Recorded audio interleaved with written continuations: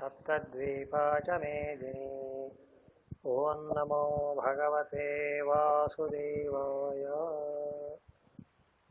के पुनस्ते विकाराः गुणाश्च प्रकृतिसम्भवाः कार्यकरणकर्तृत्वे हेतुः प्रकृतिरुच्यते।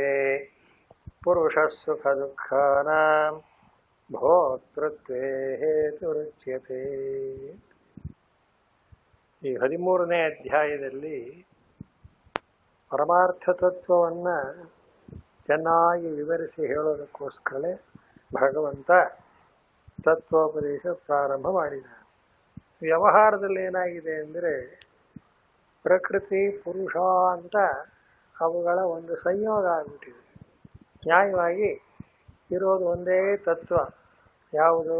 ಪುರುಷ ಅನ್ನೋ ತತ್ವ. ಪ್ರಕೃತಿ ಅನ್ನೋದೇನಾಗಿದೆ? ಕಲ್ಪಿತ.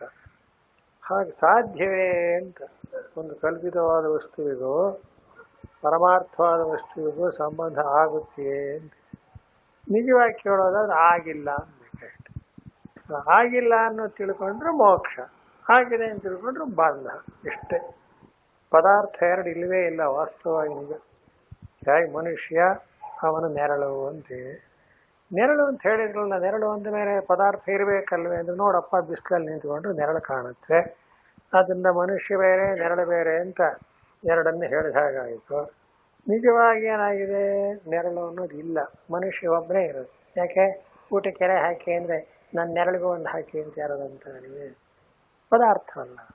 ಹೀಗೆ ಯಾವುದು ಒಂದಾನೊಂದು ಕೇವಲ ಕಲ್ಪಿತವಾಗಿ ಕಾಣುತ್ತದೆಯೋ ಅದನ್ನೇನಂತಾರೆ?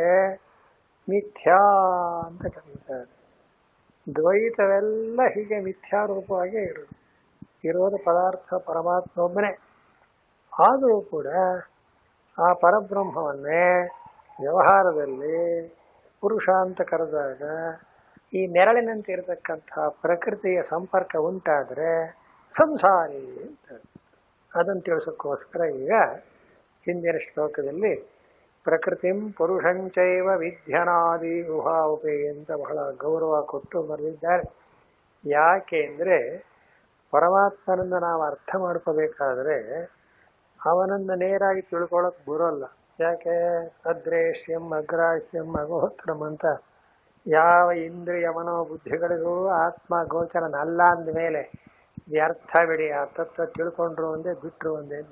ಯಾಕೆ? ನಮಗೆ ತಿಳಿದೇ ಇದ್ಮೇಲೆ ಅದನ್ನೇನು ಪ್ರಯೋಜನ? ಹಾಗಲ್ಲ. ನೀವು ಏನೇನು ತಿಳ್ಕೊತೀರೋ, ಏನೇನು ವಿಚಾರ ಮಾಡ್ತೀರೋ ಅದಷ್ಟಕ್ಕೂ ಅವನೇ ಹಿನ್ನೆಲೆ ಆದಮೇಲೆ ಅದನ್ನು ತಿರಸ್ಕಾರ ಮಾಡೋದು ಹೇಗೆ? ಆದ್ದರಿಂದ ಬೇಕೇ ಬೇಕು. ಈ ಅರ್ಥದಲ್ಲಿ ಏನಾಗುತ್ತೆ? ಆ ಪುರುಷ ಅಂತಕ್ಕ ತತ್ವ ಪ್ರಕೃತಿಯ ಸಂಪರ್ಕ. ನಿಜವಾಗಿ ಹೇಳೋದಾದರೆ ಪ್ರಕೃತಿ ಅನ್ನೋದು ಪುರುಷ ಅನ್ನೋದು ಎರಡು ವಸ್ತು ಇಲ್ಲವೇ ಇಲ್ಲ. ಒಂದು ಇದೆ, ಇನ್ನೊಂದು ಇಲ್ಲ. ಇದನ್ನೇ ಏನಂತಾರೆ? ಸತ್ಯಾನೃತೆ ನಿಥುನೀಕೃತ್ಯ. ಇದು ಬರೆದಿರೋರು ಶಂಕರಾಚಾರ್ಯ ಒಬ್ಬರೇ. ದ್ವೈತವನ್ನು ಯಾರು ಬೇಕಾದ್ರೂ ಪ್ರತಿಪಾದನೆ ಮಾಡಬಹುದು. ಯಾಕೆ ಅಂದರೆ ಎಲ್ರಿಗೂ ಗೊತ್ತೇ ಇದೆ, ನಾನು ಬೇರೆ ನೀನು ಬೇರೆ. ಸ್ವಾಮಿ ನಾನು ಬೇರೆ ನೀನು ಬೇರೆ ಅನ್ನೋ ವಿಷಯಕ್ಕೆ ಉಪನ್ಯಾಸಕ್ಕೆ ಗೊತ್ತೇ ಇದೆಯಲ್ಲ. ಆದರೆ ನಾನು ನೀನು ಒಂದೇ ಇರ್ಬೇಕಾದ್ರೆ ಹೇಗೆ ಅಂತ ಕೇಳ್ತೇನೆ. ಎಷ್ಟು ವ್ಯತ್ಯಾಸ ಆಗುತ್ತೆ. ಹಾಗೆ ದ್ವೈತವನ್ನೇನು ಯಾರು ಪ್ರತಿಪಾದನೆ ಮಾಡೋ ಅವಶ್ಯಕತೆ ಇಲ್ಲ. ಅದ್ವೈತವನ್ನು ಪ್ರತಿಪಾದನೆ ಮಾಡುವುದೇ ಮುಖ್ಯ. ಆದ್ದರಿಂದ ಒಂದು ಕಲ್ಪಿತವಾಗಿದೆ, ಒಂದು ಪರಮಾರ್ಥವಾಗಿದೆ. ಆದ್ದರಿಂದಲೇ ವೇದಾಂತಿಗಳೇನಂತಾರೆ? ಆ ಕಲ್ಪಿತವಾದ ವಸ್ತು ಮಿಥ್ಯಾ ಅಂತಾರೆ. ಯಾವುದು ಆ ಕಲ್ಪಿತವಾದ ವಸ್ತುವನ್ನು ನಾವು ಹೇಳ್ತೀವೋ ಅದಕ್ಕೆ ಆಧಾರವಾಗಿರೋದು ಯಾವುದು ಅದು ಸತ್ಯ. ಇದನ್ನೇ ಬ್ರಹ್ಮ ಸತ್ಯಂ ಜಗನ್ಮಿಥ್ಯ ಅಂತ ಹೇಳೋದು. ಇಲ್ಲಿ ಪ್ರಕೃತಿ ಪುರುಷ ಅಂದರೆ ಎರಡು ವಸ್ತು ಇಲ್ಲ. ಪ್ರಕೃತಿ ಏನಾಗಿದೆ? ಕಲ್ಪಿತವಾಗಿದೆ. ಆದರೂ ಆ ಕಲ್ಪಿತವಾದ ವಸ್ತುವೇ ಎಷ್ಟೋ ಸಲ ನಿಜವಾದ ವಸ್ತುವಿಗಿಂತ ಹೆಚ್ಚು ಪರಿಣಾಮ ಉಂಟು ಮಾಡಿಬಿಡುತ್ತೆ. ಬಹಳ ತಮಾಷೆ. ಯಾಕೆ ಅಂತ ಹೇಳ್ತಿರಲಿಲ್ಲ. ಒಂದು ಹಗ್ಗವನ್ನು ನೋಡಿ ಹಾವು ಅಂತ ತಿಳ್ಕೊಂಡ್ರೆ ಅದು ಯಾವತ್ತೂ ಹಾವು ಆಗೇ ಇಲ್ಲ, ಅದು ಖಂಡಿತ.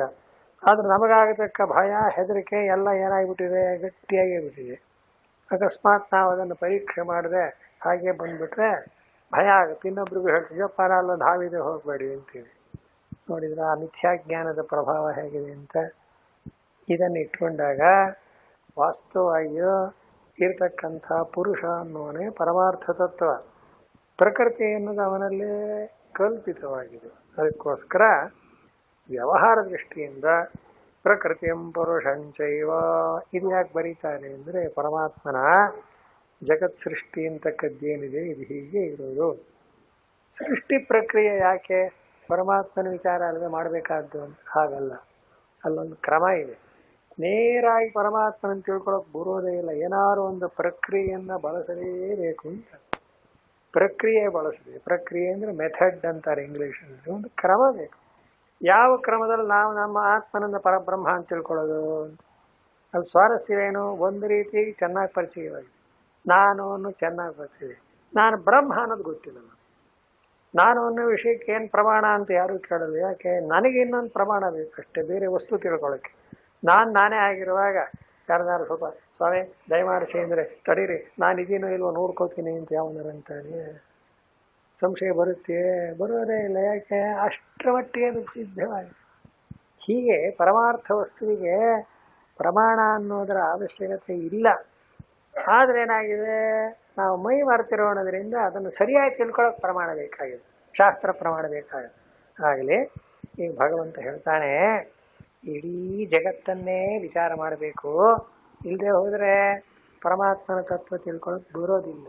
ಯಾಕೆ ಅಂತ, ಅಷ್ಟು ಸಮಸ್ತ ಬ್ರಹ್ಮಾಂಡ ಜಗತ್ತು ಆ ಪರಮಾತ್ಮನಲ್ಲಿಯೇ, ಆ ಪುರುಷನಲ್ಲಿಯೇ ಕಲ್ಪಿತವಾಗಿದೆ. ಅವನಿಂದಲೇ ಬಂದಿದೆ. ಯಥೋವ ಇಮಾನಿ ಭೂತಾನಿ ಜಾಯಂತೇನೆ. ಅದಕ್ಕೋಸ್ಕರ ಮೊದಲು ಹೀಗಂದರು. ಈಗಾಗಲೇ ಬೆಳಗ್ಗೆ ಕೇಳಿದಂತೆ 7ನೇ ಅಧ್ಯಾಯದಲ್ಲೇ ಭಗವಂತ ಈ ತತ್ವವನ್ನು ಬಿಡಿಸೋದಕ್ಕೋಸ್ಕರ ಪ್ರಕೃತಿ ದ್ವಯ ಅಂತ ಪರಮಾತ್ಮನಿಗೆ ಉಪಾಧಿಗಳನ್ನು ಹೇಳಿದರು. ಉಪಾಧಿನ ಶಬ್ದಿಗೆ ಯಾರೋ ಪ್ರಶ್ನೆ ಕೇಳ್ತಾ ಇದ್ದು ಹೇಳಿ, ಅದು ವಸ್ತುವಿಗೆ ಸೇರಿರಲ್ಲ, ಸೇರಿದಂತೆ ವ್ಯವಹರಿಸಲ್ಪಡುತ್ತೆ. ಅದನ್ನು ಉಪಾಧಿ ಅಂತ. ಆದ್ದರಿಂದ ಪ್ರಕೃತಿಯನ್ನೇ ಪುರುಷನ್ನೇ ಎರಡೂ ಕೂಡ ಪರಮಾರ್ಥದಲ್ಲೇ ಖಂಡಿತವಾಗಿಯೂ ಇಲ್ಲ ಹಾಗಂತ ಕಲ್ಪನೆ ಮಾಡಿದ್ದೀವಿ. ಯಾಕೆ ಅಂದರೆ ವ್ಯವಹಾರದಲ್ಲಿ ಅದನ್ನು ತಿಳ್ಕೊಳ್ಳೋಕೆ ಉಪಯೋಗ. ಇಂಥ ಸ್ಥಿತಿಯಲ್ಲಿ ಪ್ರಕೃತಿ ಪುರುಷರನ್ನ ವಿವೇಕ ಮಾಡಬೇಕು ಅಂತ ಈಗ ವೇದ ಅಂತ ಹೇಳ್ತಾ ಇದ್ದಾರೆ. ಅದರಲ್ಲಿ ಪ್ರಕೃತಿ ಪುರುಷ ಅನ್ನುವಾಗ ಪುರುಷ ಅನ್ನೋನು ಪರಮಾರ್ಥ, ಪುರುಷನೇ ಪರಬ್ರಹ್ಮ.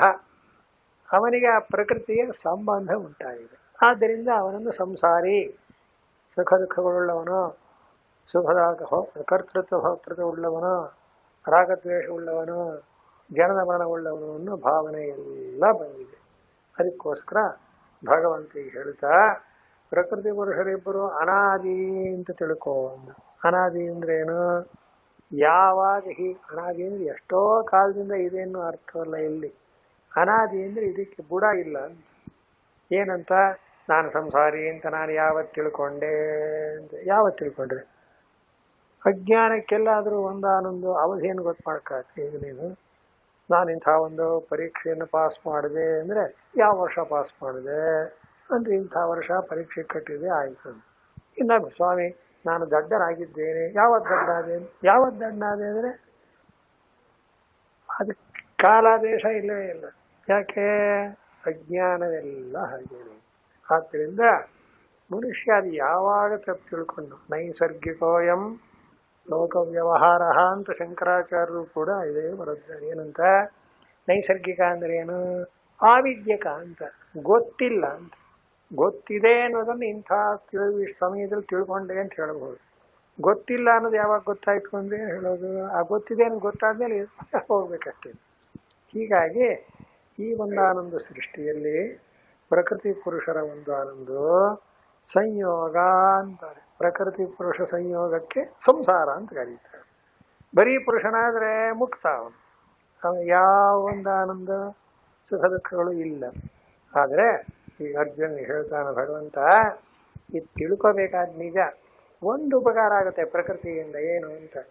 ಪ್ರಕೃತಿಯನ್ನು ನೋಡಿ ಪುರುಷನನ್ನು ಊಹೆ ಮಾಡಕ್ ಬರುತ್ತೆ. ಹೇಗೆ ನೆರಳನ್ನು ನೋಡಿ ಮನುಷ್ಯ ಅಂತ ಊಹೆ ಮಾಡಕ್ ಬರುತ್ತೋ, ನೆರಳು ಸುಳ್ಳಾಗಿದ್ರೂ ಮನುಷ್ಯನ ತಿಳ್ಕೊಳ್ಳೋದಕ್ಕೆ ಅದು ಹೇಗೆ ಉಪಕಾರವಾಯಿತೋ ಹಾಗೆ ಪ್ರಕೃತಿಯ ಮೂಲಕ ಪರಮಾತ್ಮನನ್ನು ಗುರುತಿಸೋಕೆ ಬರುತ್ತೆ.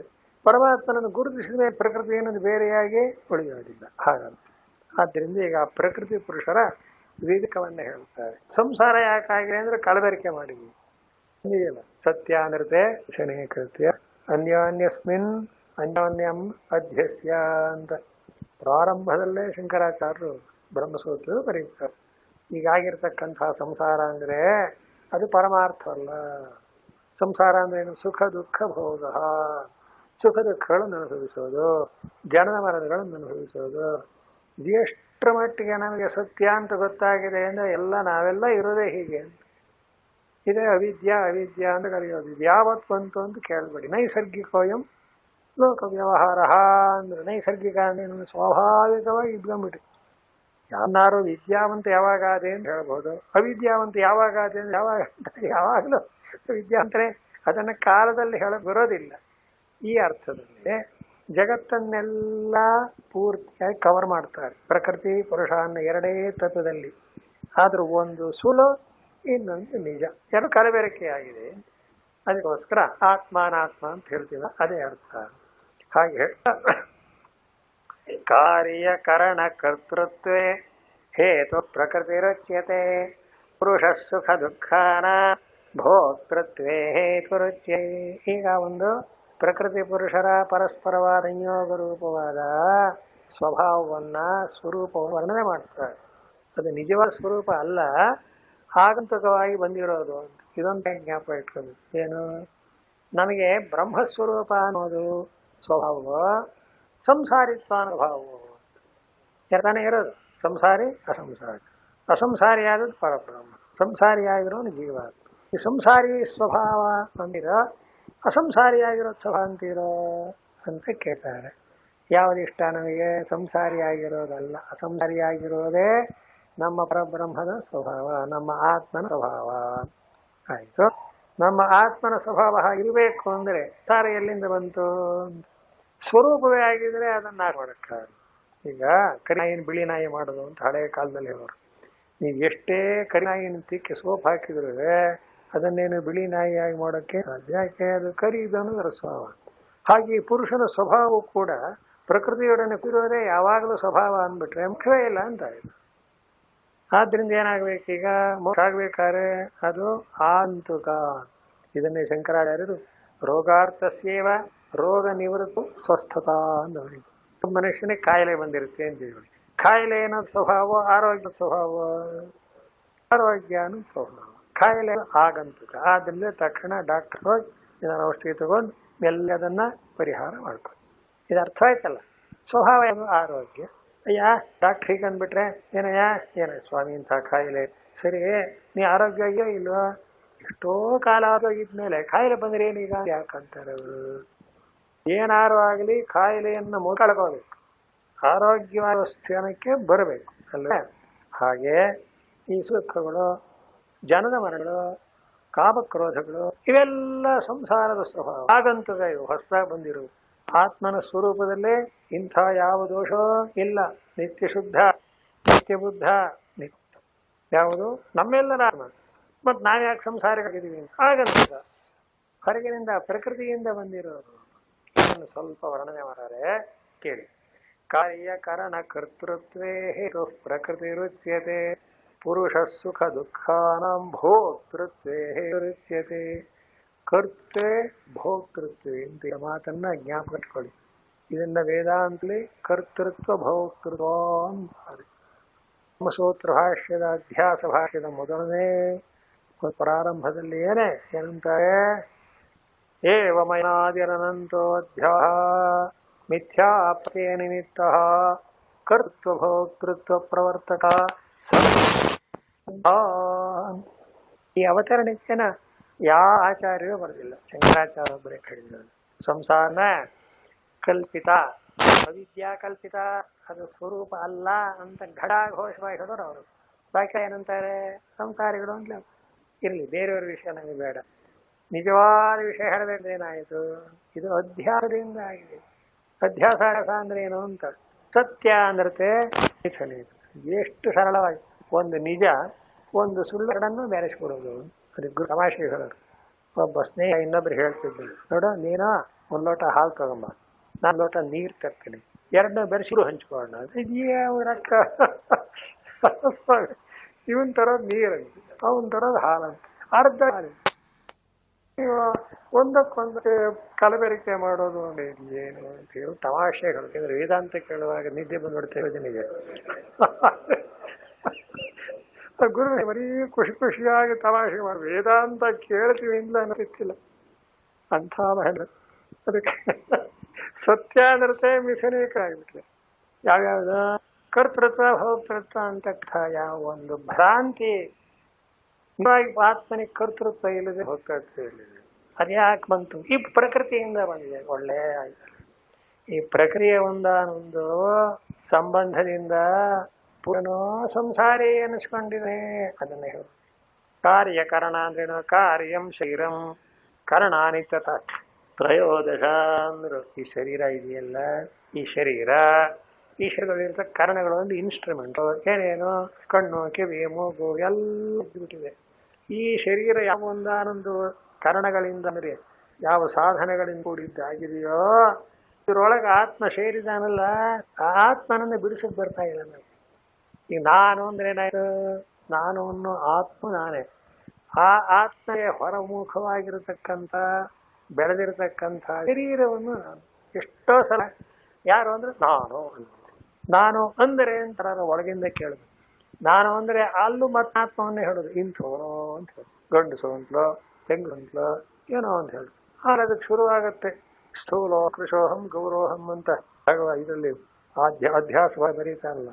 ಅಹಂ ಅನ್ನೋದು ಏನೇನು ಕಲ್ಪನೆ ಮಾಡ್ತೀವಿ ಅಂದ್ರೆ ನಾ ದಪ್ಪನಾಗಿದ್ದೀನಿ, ತೆಳ್ಳಗಿದ್ದೀನಿ, ನಾ ಕಪ್ಪಗಿದ್ದೀನಿ, ಉದ್ದಕ್ಕಿದ್ದೀನಿ. ಎಷ್ಟೋ ಜನ ಕೋಪ ಬೇರೆ. ಏನು ಸ್ವಾಮಿ ನನ್ನನ್ನು ಒಳ್ಳೆ ಕಪ್ಪಗಿದ್ದೀನಿ ಅಂದ್ಬಿಟ್ರಲ್ಲ ಅವರು, ಇವನ್ ಕಪ್ಪಿಗೆ ಬೀಜ, ಇವನ್ ಕಪ್ಪಿಗೆಲ್ಲ ಶರೀರ ಕಪ್ಪಿಗಿದೆ ಅಷ್ಟೇ.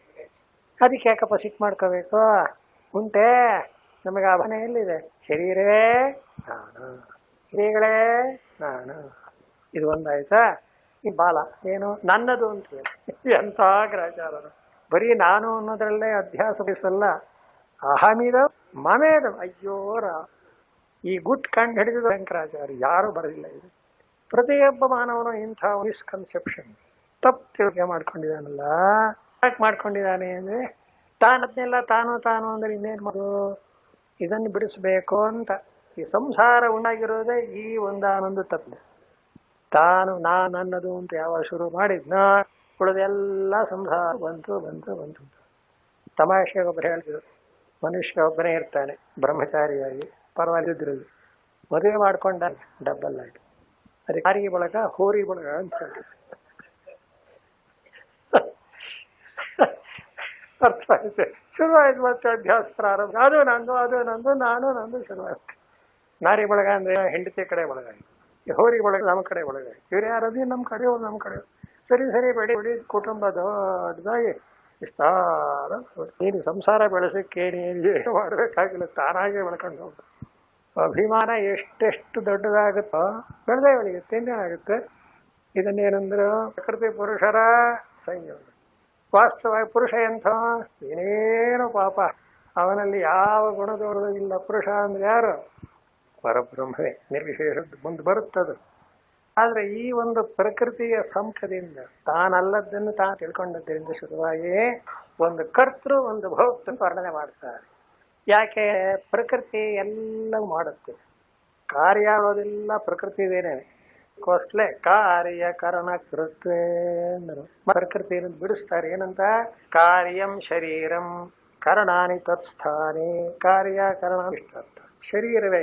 ಶರೀರ ಅಂತಕ್ಕದ್ದೇ ಎಲ್ಲವನ್ನೂ ಕೂಡ ಮಾಡುವುದಕ್ಕೆ ಸಾಧನವಾಗಿದೆ. ಶರೀರ ಮಾಧ್ಯಮಗಳು ಧರ್ಮ ಸಾಧನ.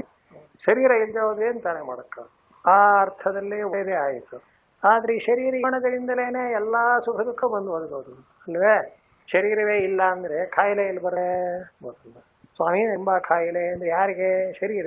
ನನ್ನ ಶರೀರಕ್ಕೆ ಕಾಯಿಲೆ ಆಗಿದೆ ಅಂತ ಬರಲ್ಲ, ನನಗಾಗಿದೆ ಅಂತಲೇ ನಾವು ಹೇಳೋದು. ಶರೀರಕ್ಕಾದ ನನಗಾದ ಹಾಗೆ ಅಂತ ಅರ್ಥ. ನೋಡಿದ್ರೆ ಒಂದಾನೊಂದು ತಪ್ಪು ತಿಳುವಳಿಕೆ ಉಂಟಾಗಿ ಅದನ್ನು ಹೇಳ್ತಾರೆ. ನಿಜ ಈ ಪ್ರಕೃತಿ ಏನು ಮಾಡುತ್ತೆ ಅಂದ್ರೆ ಪುರುಷನನ್ನ ಭದ್ರವಾಗಿ ಇರುತ್ತೆ. ಹಾಗೇನಾಯ್ತು?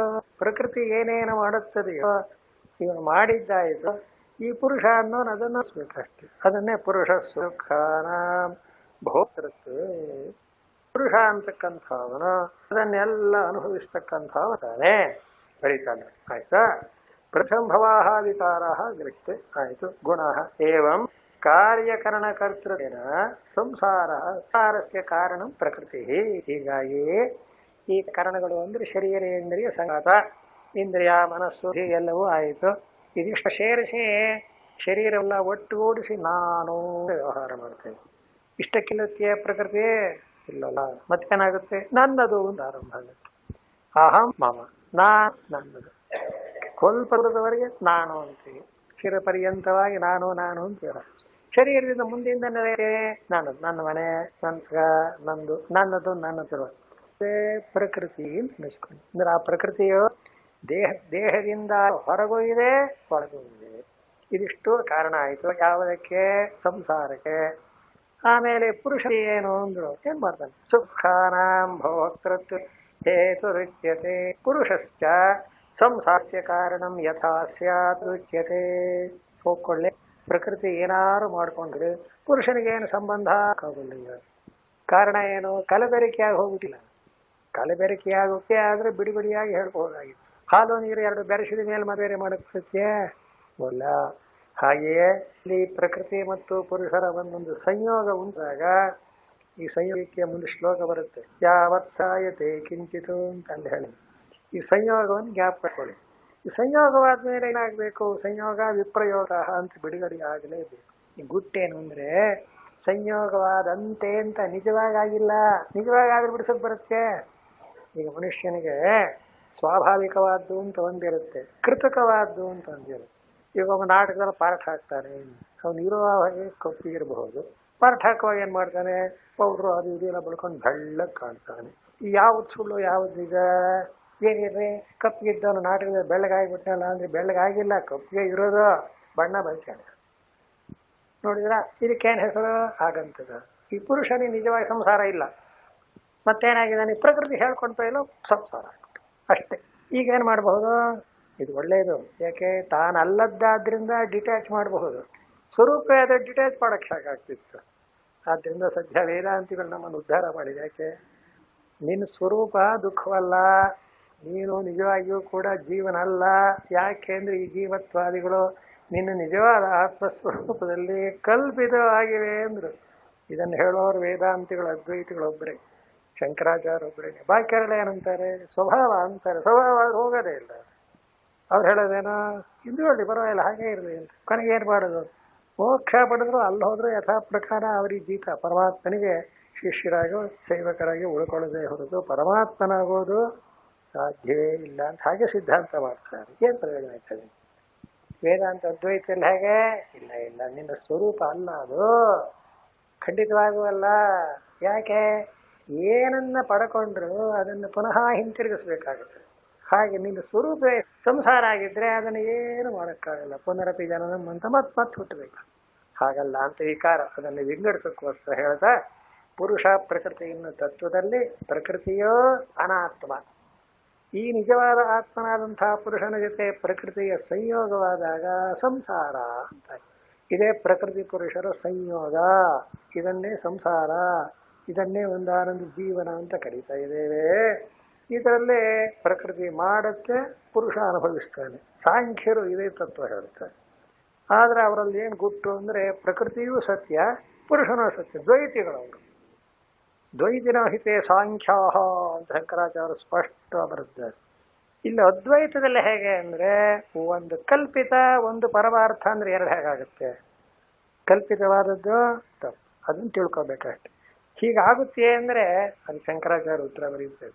ಅಲ್ರಿ, ಇರತಕ್ಕ ಪದಾರ್ಥ ಒಂದು, ಇಲ್ಲದೆ ಇರೋ ಪದಾರ್ಥ ಅಂತ ಒಂದು. ಇಲ್ಲದೆ ಇರೋ ಪದಾರ್ಥಕ್ಕೂ ಇರತಕ್ಕ ಪದಾರ್ಥಕ್ಕೂ ಸಂಯೋಗ ಅಂದ್ರೆ ಏನು? ಹೇಗೆ ಹೊಂದುತ್ತೆ ಅಂತ ಕೇಳ್ತಾರೆ. ಅದಕ್ಕೆ ಉತ್ತರ ಕೊಡ್ತಾರೆ.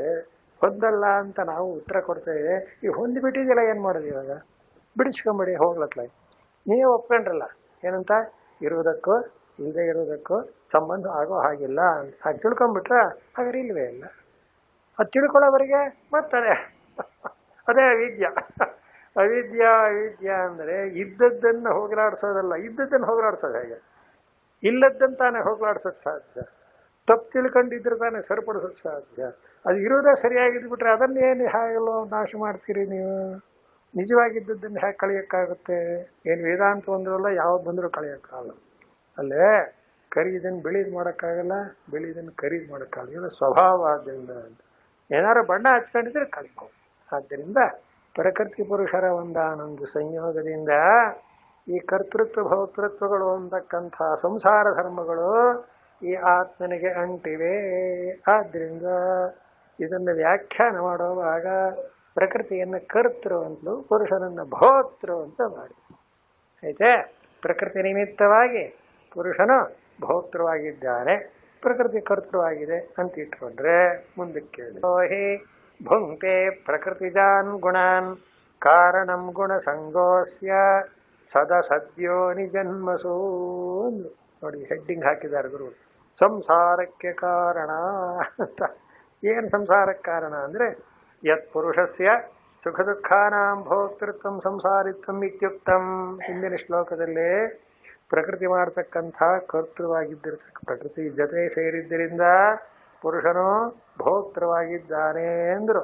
ಆ ಭೋಕ್ತೃತ್ವವೇ ಸಂಸಾರ ಅಂತ ಒಂದು ಗಾದೆ ಕೇಳಿದಿರಲ್ಲ, ಮಾಡಿದ್ದುಣ್ಣ ಮಹಾರಾಯ ಅಂತ. ಮಾಡ್ತಾ ಇರೋದು ಪ್ರಕೃತಿ, ಉಣ್ತಾ ಇರೋನು ಆತ್ಮ ಪರಮಾತ್ಮ. ಹೀಗಾಗಿ ಮಾಡಿದ್ದುಣ್ಣ ಮಹಾರಾಯ ಆಗಿ ಸಂಸಾರ ಸಂಸಾರ ಅಂತ ಸುಖ ದುಃಖ ಭೋಗ, ಸುಖ ದುಃಖ ಭೋಗಗಳನ್ನು ಅನುಭವಿಸ್ತಕ್ಕಂಥ ಪರಿಸ್ಥಿತಿ, ಇದನ್ನು ಸಂಸಾರ ಅಂತ ಕರೀತಾರೆ. ಇದಕ್ಕೆ ಕಾರಣ ಏನು ಅಂದರೆ ಹೇಳ್ತಾರೆ, ಯತ್ ಪುರುಷಸ್ಯ, ಹೀಗೆ ಪುರುಷ ಭೋಕ್ತೃವೇ ಆಗಿರಬಹುದು, ಆಗಿದ್ದರೂ ಕೂಡ ಆ ಭೋಕ್ತೃತ್ವ ಹೇಗೆ ಬಂತವನಿಗೆ ಅಂದರೆ ಸಂಸಾರಿತ್ವಂ ಇತ್ಯುಕ್ತಂ ತಸ್ಮಾತ್ ಕಿನ್ನಿಮಿತ್ತಂ. ಈ ಹಿಂದಿನ ಶ್ಲೋಕದಲ್ಲೇ ಪುರುಷನನ್ನು ಭೋಕ್ತೃ ಅಂದ್ಬಿಟ್ರಲ್ಲ, ಪುರುಷನಲ್ಲಿ ಭೋಕ್ತೃತ್ವ ಯಾವ ನಿಮಿತ್ತವಾಗಿ ಬಂದಿದೆ, ಹೇಗೆ ಬಂದಿದೆ, ಇದು ಬಹಳ ಮುಖ್ಯ. ಯಾವಾಗಲೂ ಒಂದನ್ನು ಕಳಿಬೇಕಾದ್ರೆ ಅದು ಸ್ವಭಾವವಾದ್ರೂ ಹೋಗೋದಿಲ್ಲ, ಆಗಂತುಕವಾದ್ರೂ ಹೋಗುತ್ತೆ. ಆಗಂತುಕ ಅಂದ್ರೆ ಏನು, ಹೊಸದಾಗಿ ಬಂದಿದೆ. ನಾವು ಬೇರೆ ಯಾವುದೋ ಒಂದು ಊರಿಗೆ ಹೋಗಿದ್ದೀವಿ ಅಂತ ಇಟ್ಕೊಳ್ಳಿ, ಆಗೋಯ್ತು. ಮತ್ತು ಆ ಒಂತೂರಲ್ಲೇ ಇದ್ದೇವೆ, ಏನು ಯಾವಾಗ ಹೊರಟೇರಿ, ಯಾವಾಗ ಹೊರಡಲೇ ಇದ್ರು ಜಾಗವೇ. ಸ್ವರೂಪದಲ್ಲಿದ್ದಾಗ ಯಾವ ಕ್ರಿಯೆ ಇರೋದಿಲ್ಲ, ಮತ್ತೊಂದಾದ ಆಗಂತುಕವಾದಾಗ ಆಗುತ್ತೆ. ಅದಕ್ಕೆ ಶಂಕರಾಚಾರ್ಯ ರೋಗಾರ್ಥಸ್ಯೇವ ರೋಗ ನಿವೃತ್ತವು ಸ್ವಸ್ಥತ. ಮನುಷ್ಯರಿಗೆ ರೋಗ ಬಂದಿದೆ ಅಂತಿಟ್ಕೊಳ್ಳಿ, ರೋಗ ಅನ್ನೋದು ಸ್ವಭಾವ, ಆರೋಗ್ಯ ಅನ್ನೋದು ಸ್ವಭಾವ ಅಂತ. ಆರೋಗ್ಯ ಅನ್ನೋದು ಸ್ವಭಾವ, ರೋಗ ಅನ್ನೋದು ಆಗಂತುಕ. ಆದ್ದರಿಂದ ರೋಗವನ್ನು ಕಳೆಯೋಕೆ ಬರುತ್ತೆ. ಹಾಗೆ ಇಲ್ಲಿಯೂ ಕೂಡ ಅವಿದ್ಯೆಯೇ ಆಗಲಿ, ಪ್ರಕೃತಿಯೇ ಆಗಲಿ, ಸಂಸಾರವೇ ಆಗಲಿ ಪುರುಷನ ಸ್ವಭಾವ ಅಲ್ಲ, ಪುರುಷನಿಗೆ ಪ್ರಕೃತಿಯ ಸಂಬಂಧದಿಂದ ಉಂಟಾಗಿದೆ. ಆದ್ದರಿಂದಲೇ ಬಂಧ ಅನ್ನೋದನ್ನು ಬಿಡಿಸ್ಕೊಳ್ಳೋಕೆ ಮೋಕ್ಷ ಅಂತ ಇನ್ನೊಂದು ಮುಖ ಇದ್ದೇ ಇದೆ. ಹೇಗೆ ಬಿಡಿಸ್ಕೊಳ್ಳೋಕೆ ಬರುತ್ತೆ ಅದನ್ನು ಹೇಳ್ತಾರೆ. ಸಂಸಾರಕ್ಕೆ ಏನು ಕಾರಣ ಅಂದರೆ ಪುರುಷ ಪ್ರಕೃತಿಸ್ಥೋ ಹಿ ಭುಂಕ್ತೆ ಪ್ರಕೃತಿಜಾನ್ ಗುಣಾನ್ ಅಂತ ಶ್ಲೋಕ. ಕಾರಣಂ ಗುಣಸಂಗೋಸ್ಯ ಸದಸದ್ಯೋ ನಿಜನ್ಮಸೋ. ಈ ಸಂಸಾರದ ಒಂದಾನೊಂದು ಪ್ರಭಾವ ಎಲ್ಲಿವರೆಗೆ ಹೋಗುತ್ತೆ ಅಂದರೆ ಪುರುಷ ಪ್ರಕೃತಿಸ್ಥೋ ಹಿ. ಹಿಂದಿನ ಶ್ಲೋಕದಲ್ಲಿ ಏನು ಹೇಳಿದರು, ಪ್ರಕೃತಿ ಕರ್ತೃ, ಪುರುಷ ಭೋಕ್ತೃ. ಒಂದು ಕರ್ತೃತ್ವ ಭೋಕ್ತೃತ್ವ ಅಂತ ಆಯ್ತು. ಆದರೆ ಆ ಪ್ರಕೃತಿ ನಿಜವಾಗಿ ಪುರುಷನ ಸ್ವರೂಪ ಅಲ್ಲ ಅನ್ನೋದು ಸಿದ್ಧಾಂತವಾಯಿತು. ಬಿಡಿಸ್ಬೇಕು ಇವಾಗ. ಒಂದಾನ ಪುರುಷ ಪ್ರಕೃತಿ ಪುರುಷರ ಸಂಯೋಗ ಅಂದ್ರೆ ಏನಾಗಿದೆ, ಅಜ್ಞಾನದಿಂದ ಎರಡನ್ನು ಒಂದು ಮಾಡಿಬಿಟ್ಟಿದ್ದೀವಿ. ಕಲಬೆರಕೆ ಅಂತಿರಲಿ, ಆ ಕಲಬೆರಕೆ ಮಾಡಿಟ್ಬಿಟ್ಟಿದೆ. ನಿಜವಾಗಿ ಕಲಬೆರಕೆ ಮಾಡೋಕ್ಕೂ ಬರಲ್ಲ. ಯಾಕೆ ಬರಲ್ಲ? ಇರತಕ್ಕ ಪದಾರ್ಥ ಒಂದು, ಇಲ್ಲದ ಪದಾರ್ಥ ಒಂದು ಆದರೆ ಜೋಡಿಸೋದು ಹೇಗೆ ಅಂತ ನಮ್ಮ ಗುರುಗಳು ತಮಾಷೆಯಾಗಿ ಹೇಳೋರು. ಸ್ವಲ್ಪ ಕನಸಿನಲ್ಲಿ ಇಡ್ಲಿ ಮಾಡಿದ್ದಾರೆ, ಎಚ್ಚರದಲ್ಲಿ ಚಟ್ನಿ ಇದೆ, ಏನು ಮಾಡೋದು? ಇಡ್ಲಿಗೂ ಚಟ್ನಿಗೂ ಸಂಬಂಧ ಹೇಗೆ ಅಂತ ಹೇಳಿ ಇಂಥವೇ ಅವ್ರು ಹೇಳ್ತಾ ಇದ್ದದ್ದು ಭಾಳ. ಯಾಕೆಂದರೆ ಇಡ್ಲಿ ತಿನ್ನೋವಾಗ ಚಟ್ನಿ ಬೇಕೇ ಬೇಕು ಅನ್ನೋದು ಗೊತ್ತು. ಅದು ಚಟ್ನಿ ಎಲ್ಲಿದೆ? ಎಚ್ಚರದಲ್ಲಿ. ಇಡ್ಲಿ ಎರಡು ಕೊಡಿ ಅಲ್ಲೇ ಸ್ವಾಮಿ, ಇಡ್ಲಿ ಚಟ್ನಿ ಸೇರಿಸಿ ಅಂದ್ರೆ ಹೇಗೆ ಸೇರ್ತದೆ ಅದನ್ನು?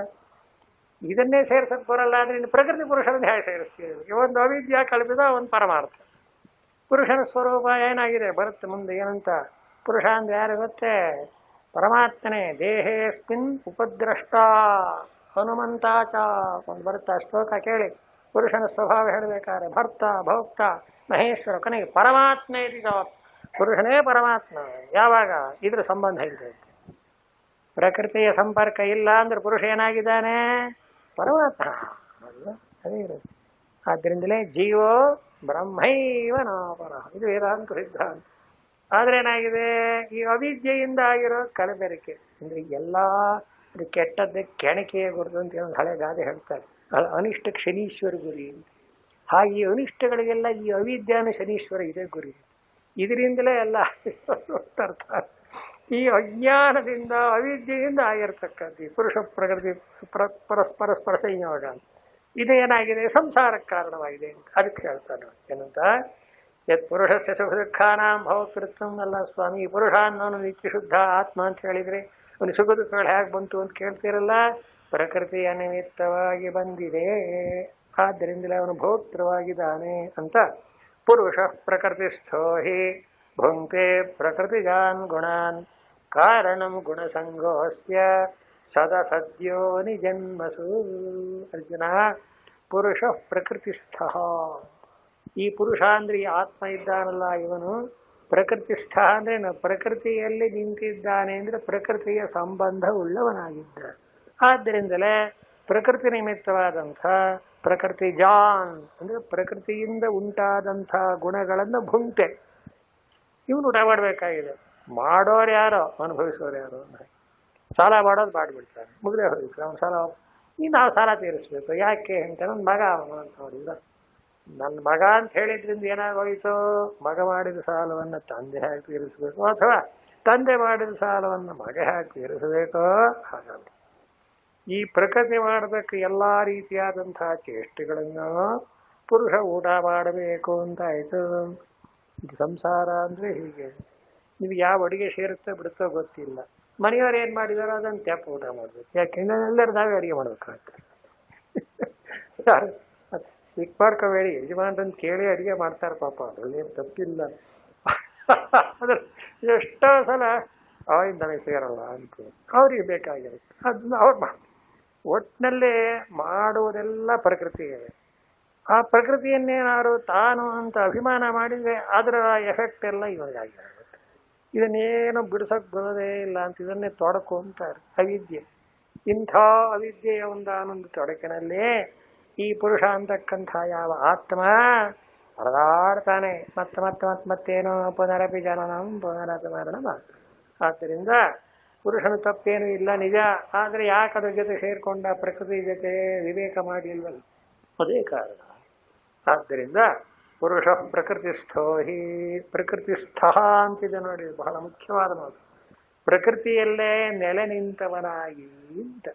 ಇದು ಪ್ರಕೃತಿ ಅನ್ನೋದೇನಾಗಿದೆ, ಅದು ನಿಜವಾಗಿ ವಸ್ತು ಅಲ್ಲ. ಪ್ರಕೃತಿಯು ಕೂಡ ಪುರುಷನಂತೆಯೇ ಒಂದು ವಸ್ತು ಆದರೆ ಸಿದ್ಧಾಂತ ದ್ವೈತವಾಗುತ್ತೆ. ಯೋಚನೆ ಮಾಡಿ ನಾವು, ಪುರುಷ ಪ್ರಕೃತಿ ಅಂತ ಎರಡು ಹೇಳಿದ್ರಲ್ಲ ಅಂದರೆ ಸರಿ, ಇದು ಪುರುಷ ಆಯಿತು ಇದು ಪ್ರಕೃತಿ ಆಯಿತು ಅಂತ ವಿಂಗಡಿಸೋಕೆ ಬರೋಲ್ಲ. ಪುರುಷ ಅನ್ನೋನೇ ಪರಮಾರ್ಥ, ಪುರುಷನ ಆತ್ಮವೇ ಪರಬ್ರಹ್ಮ. ಆದರೆ ಪ್ರಕೃತಿ ಅನ್ನೋದೇನಾಗಿದೆ, ಕಲ್ಪಿತವಾಗಿ ಅವಿದ್ಯಾ ಕಲ್ಪಿತ ಅಂತಲೇ ಬರೀತಾರೆ. ಆದ್ದರಿಂದ ಈ ಪ್ರಕೃತಿಯಲ್ಲಿ ನಿಂತಿರೋವರಿಗೂ ಕೂಡ ಪ್ರಕೃತಿಜಾನ್ ಗುಣಾನ್ ಭುಂಕ್ತೆ ಅಂತ. ಪ್ರಕೃತಿಯಿಂದ ಏನೇನು ಬರಬೇಕಾದಂತಹ ಒಂದು ಗುಣಗಳಿದೆಯೋ, ಗುಣವೋ ದೋಷವೋ ಯಾವ್ದಾರು ಅದನ್ನ ನೀವು ಊಟ ಮಾಡಬೇಕಾಗ್ತದೆ. ಆದ್ರಿಂದ ಇವನನ್ನು ಭೋಕ್ತ ಅಂತ ಕರೆದು ಇದಕ್ಕೊಂದು ವಿವರಣೆ ಕೊಡ್ತಾರೆ. ಏಕೆಂದರೆ ಪ್ರಕೃತಿಜಾನ್ ಪ್ರಕೃತಿದೋ ಜಾತಾನ್ ಸುಖ ದುಃಖ ಮೋಹಾಕಾರಾಭಿವ್ಯಕ್ತಾನ್ ಗುಣ ಸುಖಿ ದುಃಖಿ ಮೂಢ ಅಹಂ ಇತ್ಯೇವ. ನೋಡಿ ಹೇಗಾಗಿದೆ ಅಧ್ಯಾಸ ಅಂದ್ರೆ ಇದಕ್ಕೆ ಅರ್ಥ ಅಂತ. ಇದು ಬಹಳ ಚೆನ್ನಾಗಿ ಈ ವಿವರಣೆಯನ್ನು ಕೊಡ್ತಾರೆ ಶಂಕರಾಚಾರ್ಯ. ಏನಂತಾರೆ, ಪ್ರಕೃತಿಗೂ ಪುರುಷನಿಗೂ ನಿಜವಾಗಿ ಪರಮಾರ್ಥವಾದ ಸಂಬಂಧ ಇಲ್ಲ, ಅವಿದ್ಯಾ ಕಲ್ಪಿತವಾದ ಸಂಬಂಧದಿಂದ. ಅಂದ್ರೇನು, ಪುರುಷನು ಪ್ರಕೃತಿಯನ್ನು ನಾನೇ ಅಂತ ತಿಳ್ಕೊಳ್ಳೋದು. ಇದನ್ನು ಮದ್ದಿಂದ ಬರೀತಾರೆ ಶಂಕರಾಚಾರ್ಯ. ಅಹಮಿದಂ ಮಮೇದಂ ಅಂತ. ತಾನಲ್ಲದೆ ಇರತಕ್ಕದ್ದನ್ನೆಲ್ಲ ತಾನು ಅಂದ್ಕೊಂಡು ಶರೀರ ಇಂದ್ರಿಯ ಮನಸ್ಸು ಬುದ್ಧಿ ಎಲ್ಲವನ್ನೂ ನಾನು ಅಂದ್ಕೊಂಡ್ಬಿಡ್ತಾನೆ. ಒಂದೊಂದರಿಂದ ಒಂದೊಂದಾಗುತ್ತೆ. ಏನು ಶರೀರದಿಂದ ಇರೋದ್ರಿಂದ ಮೊದಲೇ ಬರ್ತಾರೆ ಅಧ್ಯಾಸ ಭಾಷೆಯಲ್ಲಿ ಸ್ಥೂಲೋಹಂ ಕೃಶೋಹಂ ಗೌರೋಹಂ ಅಂತ ಹೇಳ್ತಾರೆ. ಏನು ಸ್ವಾಮಿ ಏನು ಹೀಗೆ, ನಾನು ದಪ್ಪನಾಗಿದ್ದೀನಿ, ನಾನು ತೆಳ್ಳಗಿದ್ದೀನಿ, ನಾನು ಬೆಳ್ಳಗಿದ್ದೀನಿ, ನಾನು ಅಂತ ಎಲ್ಲದಕ್ಕೂ ಸೇರಿಸಿದ. ತೆಳ್ಳಗಿದ್ದೀನಿಯಿಂದ ದಪ್ಪಗಿದ್ದೀನಿಯಿಂದ ಖಂಡಿತವಾಗಿ ಇವನು ತೆಳ್ಳಗೂ ಇಲ್ಲ ದಪ್ಪನಾಗೂ ಇಲ್ಲ, ಇವನ ಶರೀರ ಅಲ್ವೇ. ಆದರೆ ಅದನ್ನ ಶರೀರ ನಾನು ಅಂತ ವಿಂಗಡಿಸೋಕೆ ಬರಲ್ವಲ್ಲ ನಮಗೆ, ಅದನ್ನೇ ನಾನು ಅದೇ ಅಧ್ಯಾಸ ಅಂತ ಹೇಳ್ತಾರೆ. ಇದರಿಂದ ಏನಾಗುತ್ತೆ, ಆ ಪ್ರಕೃತಿ ನಿಮಿತ್ತವಾದ ಎಲ್ಲ ಸುಖ ದುಃಖಗಳನ್ನು ಇವನು ಅನುಭವಿಸ್ಬೇಕು. ಯಾಕೆ, ಅದನ್ನು ನಾನು ಅಂದುಕೊಂಡಲ್ಲ, ಅದೇ ತಪ್ಪಾಯಿತು. ಆದ್ದರಿಂದ ಸತ್ಯಾಮತ್ಯ ವಿದ್ಯಾಯಾಂ ಸುಖ ದುಃಖ ಮೋಹೇಶು ಗುಣೇಶು ಭುಜ್ಯಮಾನೇಶು ಯಸ್ ಸಂಗಃ ಆತ್ಮಭಾವಃ ಕಾರಣಂ ಗುಣಸಂಗೋಸ್ಯ ಸದಸದ್ಯೋ ನಿಜನ್ಮಸು ಅಂದ ಭಗವಂತ. ಅದಕ್ಕೆ ಅರ್ಥ ಹೇಳ್ತಾರೆ ಭಗವತ್ಪಾದರು. ಈಗ ಪ್ರಕೃತಿಯನ್ನು ನಾನು ಅಂದುಕೊಂಡದ್ರಿಂದ ಪ್ರಕೃತಿಯ ಗುಣಗಳೆಲ್ಲ ಏನೇಗೆ ಅಂಟುಕೊಂತು, ಆ ನಿಮಿತ್ತವಾದ ಸುಖ ದುಃಖಗಳೆಲ್ಲ ಬಂತು ಅಂತ ಆಯಿತು. ಏನು ಕಾರಣ ಅಂದ್ರು, ಅದೇ ಕಾರಣ. ಯಾವುದು, ಗುಣಸಂಗ. ಗುಣಸಂಗ ಅಂತಾರೆ. ಗುಣೇಶು ಭುಜ್ಯಮಾನೇಶು ಯಸ್ ಸಂಗ. ನೋಡಿ, ಗುಣಗಳೆಲ್ಲ ಪ್ರಕೃತಿ ಇದು. ಸಾಂಖ್ಯರು ಅದನ್ನು ಹೇಳ್ತಾರೆ, ಏನಂತ, ಪ್ರಕೃತಿ ಇದೇನೆ, ಸತ್ವ ರಜಸ್ಸು ತಮಸ್ಸು ಅನ್ನೋ ಎಲ್ಲ ಗುಣಗಳು ಪ್ರಕೃತಿ ಇದು, ಪುರುಷಂದಲ್ಲ ಅದು. ಆದ್ರೆ ಏನು ಮಾಡ್ತಾರೆ, ಆ ಪ್ರಕೃತಿಗೂ ಪುರುಷನಿಗೂ ಬಿಡಿಸೋದು ಬರದೇ ಇರೋದ್ರಿಂದ ಪ್ರಕೃತಿಯ ಗುಣಗಳಿಂದ ಅದರ ಒಂದಾನಂದ ಸುಖ ದುಃಖಗಳನ್ನ ಈ ಪುರುಷ ಅನುಭವಿಸ್ತಾನೆ ಅಂತ ಅರ್ಥ ಅಲ್ವೇ. ಕೆಟ್ಟವ್ರ ಜೊತೆ ಸೇರಿ ಒಳ್ಳೆಯವನ ಕೆಟ್ಟವನಾದ ಅಂತಾರಲ್ಲ, ಹಾಗಾಗಿ ಪ್ರಕೃತಿ ಸಂಬಂಧದಿಂದ ಏನಾಗಿದೆ, ಈ ಮಾನವನಿಗೆ ಸಂಸಾರ ಅಂತಕ್ಕದ್ದು ಉಂಟಾಗಿದೆ. ಸಂಸಾರ ಅಂದ್ರೇನು, ಸುಖ ದುಃಖ ಭೋಗ, ಸುಖ ದುಃಖಗಳನ್ನು ಅನುಭವಿಸುವುದು ಅನ್ನೋ ಅರ್ಥ. ಇದನ್ನೇ ಕರ್ಮಕಾಂಡದಲ್ಲೂ ಕೂಡ ಒಪ್ಪಿಬಿಟ್ಟಿದ್ದಾರೆ. ಕರ್ಮಕಾಂಡದವ್ರಿಗೆ ಏನು ಅಂದರೆ, ಅವ್ರು ಹೇಳೋದು ಇಷ್ಟೇ, ಕರ್ಮ ಮಾಡ್ತಾನೆ ಫಲ ಅನುಭವಿಸ್ತಾನೆ, ಒಳ್ಳೇದು ಮಾಡಿದರೆ ಒಳ್ಳೇದು ಅನುಭವಿಸ್ತಾನೆ, ಕೆಟ್ಟದ್ದು ಮಾಡಿ ಆದ್ದರಿಂದ ನೀನೇನು ಮಾಡಬೇಕು, ಒಳ್ಳೇದು ಮಾಡು, ಕೆಟ್ಟದನ್ನು ಬಿಡು ಅಂತಾನೆ. ಒಳ್ಳೇದಾದರೂ ಅನುಭವಿಸ್ಬೇಕು, ಕೆಟ್ಟದಾದರೂ ಅನುಭವಿಸ್ಬೇಕು, ಹೌದಲ್ವಾ. ಆದ್ದರಿಂದ ಅನುಭವ ಅಂತಕ್ಕದ್ದು ಏನಾಯಿತು, ಸಂಸಾರವೇ ಆಯ್ತಲ್ಲ. ಇನ್ನೊಂದು ಗುಟ್ಟೇನು ಅಂದರೆ, ಯಾವಾಗಲೂ 100ಕ್ಕೆ 100 ಒಳ್ಳೆಯದನ್ನೇ ಅನುಭವಿಸ್ತೀವಿ ಅಂತ ಹೇಳೋಕ್ಕಾಗೋದಿಲ್ಲ. ಯಾಕೆ, ಮಾಡುವಾಗ ಏನು ಮಾಡಿರ್ತೀವಿ ಅಂತ ಗೊತ್ತಿಲ್ವಲ್ಲ. ಗಾದೆನೇ ಇದೆಯಲ್ಲ, ಮಾಡಿದ್ದವನ್ನ ಮಹಾರಾಯ ಅಂತ. ಏನು ಮಾಡಿದ್ದಾರೆ ಅಂತ, ಸ್ವಾಮಿ ನಾನೇನು ತಪ್ಪು ಮಾಡಿಲ್ಲ ಅಂತ. ಈ ಜನ್ಮದಲ್ಲಿ ಮಾಡದೇ ಇರ್ಬೋದು, ಹಿಂದಿನ ಜನ್ಮ ಮಾಡಿದ್ರೆ ಏನು ಮಾಡೋದು, ಅದು ಉಂಟು. ಜನ್ಮಾಂತರಗಳಲ್ಲಿ ಮಾಡಿದ ಕಾಮಕರ್ಮಗಳೆಲ್ಲ ಈ ಫಲ ಕೊಡೋಕ್ಕೆ ಶುರು ಮಾಡಿಬಿಟ್ರು ಮಾಡಿ. ಆದ್ದರಿಂದ ಎಷ್ಟೋ ಸಲ ನಾವು ಈ ಜನ್ಮದಲ್ಲಿ ಏನೋ ಮಾಡದೆ ಹೋದ್ರೂ ಏನೋ ಒಂದಾಗಿರುತ್ತೆ. ನಮ್ಗೇನಾರು ಒಂದು ಕೆಟ್ಟದಾಗಿಬಿಟ್ರೆ, ಅಯ್ಯೋ ಯಾವ ಜನ್ಮದಲ್ಲಿ ಏನು ಮಾಡಿದ್ವು ಅಂತ ಹೀಗೆ ಅಂತೀವಿ ನಾವು, ನಮ್ಮ ಬಾಯಿಲು ಬರುತ್ತದು. ಅಂದ್ರೆ ಏನಾಯಿತು, ಇಷ್ಟೊಂದು ಜನ್ಮಗಳಿವೆ ಅಂತಾಯಿತು. ಜನ್ಮಗಳಿದ ಮೇಲೆ ಪ್ರಕೃತಿ ಸಂಬಂಧ ಇದೆ ಅಂತಾಯಿತು. ಪ್ರಕೃತಿ ಸಂಬಂಧ ಇದ್ಮೇಲೆ ಮಾಡಿದ್ದೀನಿ ಅಂತಾಯಿತು. ಅನ್ಭವಿಸಿ ಏನು ಮಾಡಕ್ಕಾಗತ್ತೆ. ಇದಿಷ್ಟಕ್ಕೂ ಏನು ಹೆಸರು, ಸಂಸಾರ ಅಂತ ಒಂದೇ. ಎಷ್ಟೋ ಜನ ಸಂಸಾರ ಅಂದರೆ ಹೆಂಡತಿ ಅಂತ ತಿಳ್ಕೊಂಡಿದ್ದಾರೆ, ಅಷ್ಟೇ ಅಲ್ಲ, ಎಲ್ಲವೂ ಸಂಸಾರ. ಪ್ರತಿಯೊಂದು ಲೋಕದಲ್ಲಾಗತಕ್ಕ ಸುಖ ದುಃಖಗಳ ಅನುಭವ ಅನ್ನೋ ದೇಹ ಅನುಭವವೆಲ್ಲ ಸಂಸಾರ. ಸಂಸಾರ ಸಂಸರತಿ. ಈ ಆತ್ಮ ಓಡಾಡ್ತಿರ್ತಾನೆ. ಪುಣ್ಯ ಮಾಡಿದರೆ ಮೇಲಕ್ಕೆ ಹೋಗ್ತಾನೆ, ಪಾಪ ಮಾಡಿ ಕೆಳಕ್ಕೆ ಬರ್ತಾನೆ. ಪಾಪ ಪುಣ್ಯಗಳ ಒಂದಾನೊಂದು ಸಂಪರ್ಕದಿಂದ ಆ ಕರ್ಮಫಲವನ್ನು ಅನುಭವಿಸೋದಕ್ಕೆ ಹೀಗೆ ಮೇಲಕ್ಕೂ ಕೆಳಕ್ಕೂ ಓಡಾಡ್ತಿರ್ತಾನೆ. ಇದೇ ಗುಣಗಳ ಒಂದಾನೊಂದು ಪ್ರಭಾವ ಅಂತಾಯಿ. ಆದ್ದರಿಂದ ಭೋಕ್ತೃತ್ವೇ ಹೇತು ರುಚ್ಯತೆ ಅಂತಾಯಿತು. ಕಾರಣಂ ಗುಣಸಂಗೋಸ್ಯ ಸದಸದ್ಯೋ ನಿಜನ್ಮಸೋ ಅಂದ್ರು. ಹೀಗಾಗಿ ಈ ಪುರುಷನಿಗೆ ಏನು ಕಾರಣ ಸಂಸಾರಕ್ಕೆ, ಹಾಗಾದರೆ ಸಂಸಾರದಿಂದ ಬಿಡುಗಡೆಯಾಗ್ಬಿಡೋಣ, ಕರ್ಮಫಲದಿಂದ ಬಿಡುಗಡೆಯಾಗೋಣ. ಈ ಒಂದಾನೊಂದು ಸುಖ ದುಃಖಗಳಾಗಲಿ, ರಾಗದ್ವೇಷಗಳಾಗಲಿ, ಜನನ ಮರಣಗಳಾಗಲಿ, ಪಾಪ ಪುಣ್ಯಗಳಾಗಲಿ ಯಾವುದು ಬೇಡಪ್ಪ, ಇದನ್ನೆಲ್ಲ ದಾಟಿಬಿಡೋಣ ಅಂತ ಅನಿಸುತ್ತೆ ಅಂತ ಇಟ್ಕೊಳ್ಳೋಣ. ಅದಕ್ಕೇನು ಹೆಸರು, ಇದನ್ನೆಲ್ಲ ದಾಟಬೇಕು ಅಂತ ಮನಸ್ಸು ಬಂದರೆ ಮುಮುಕ್ಷು ಅಂತ ಹೆಸರು. ಅದು ಜಾಣತನ. ಏನು ಹೇಳ್ತಾರೆ, ಅದು ಯಾವ ರೀತಿಯಲ್ಲಿ ಉಂಟಾಗಿದೆ ಅನ್ನೋ ತಿಳ್ಕೊಳ್ಳದೆ ಇದ್ದರೆ ಬಿಡಿಸೋಕೆ ಬರೋಲ್ಲ. ಅದಕ್ಕೋಸ್ಕರ ಅದನ್ನು ಏನಂತ ಅರ್ಥ ಮಾಡ್ತಾರೆ, ಇದೆಲ್ಲ ನಮ್ಮ ಸ್ವಭಾವವೇ ಆಗಿಬಿಟ್ಟಿದ್ರೆ ಏನು ಬಿಡ್ಸೋಕ್ಕಾಗೋದಿಲ್ಲ. ಆದ್ದರಿಂದ ಯಾವ ಗೀತಾ ಓದಿದ್ರು ಅಷ್ಟೇ, ಭಗವದ್ಗೀತೆ ಪಾಪ ನಿನಗೆ ಇವೆಲ್ಲವೂ ಇದ್ದುಬಿಟ್ಟಿದೆ ಅಂದಮೇಲೆ ಅದನ್ನು ವ್ಯತ್ಯಾಸ ಮಾಡೋದು ಹೇಗೆ. ಆದರೆ ವೇದಾಂತ ಏನು ಹೇಳುತ್ತೆ, ನಿಜವಾಗಿದ್ದದ್ದನ್ನು ಹೋಗ್ಲಾಡ್ಸೋಕ್ಕಾಗಲ್ಲ ಅಲ್ಲವೇ. ನಾ ಸತ್ವ ವಿದ್ಯತೆ ಭಾವ, ನಾ ಭಾವ ವಿದ್ಯತೆ ಸುಖ. ಈ ಪುರುಷನ ಸ್ವಭಾವ ಸಂಸಾರವೇ ಆಗಿಬಿಟ್ಟಿದ್ರೆ ಯಾವ ಭಗವದ್ಗೀತೆಲ್ಲ ಯಾವ ಕೈನೂ ಆಗೋದು ಸಾಧ್ಯ ಇಲ್ಲ. ಆದರೆ ಯಾಕೆ ಹೇಳ್ತಾನೆ, ಆಗಂತಕ ಹೊಸದಾಗಿ ಬಂದಿರ್ತಾರ ಅಂತ ರೋಗ ಬಂದಿದೆ ಅಂದರೆ ರೋಗ ಅನ್ನೋದು ಸ್ವಭಾವ ಅಲ್ಲ, ಆದ್ದರಿಂದ ಅದನ್ನು ಬಿಡಿಸ್ಬೋದು.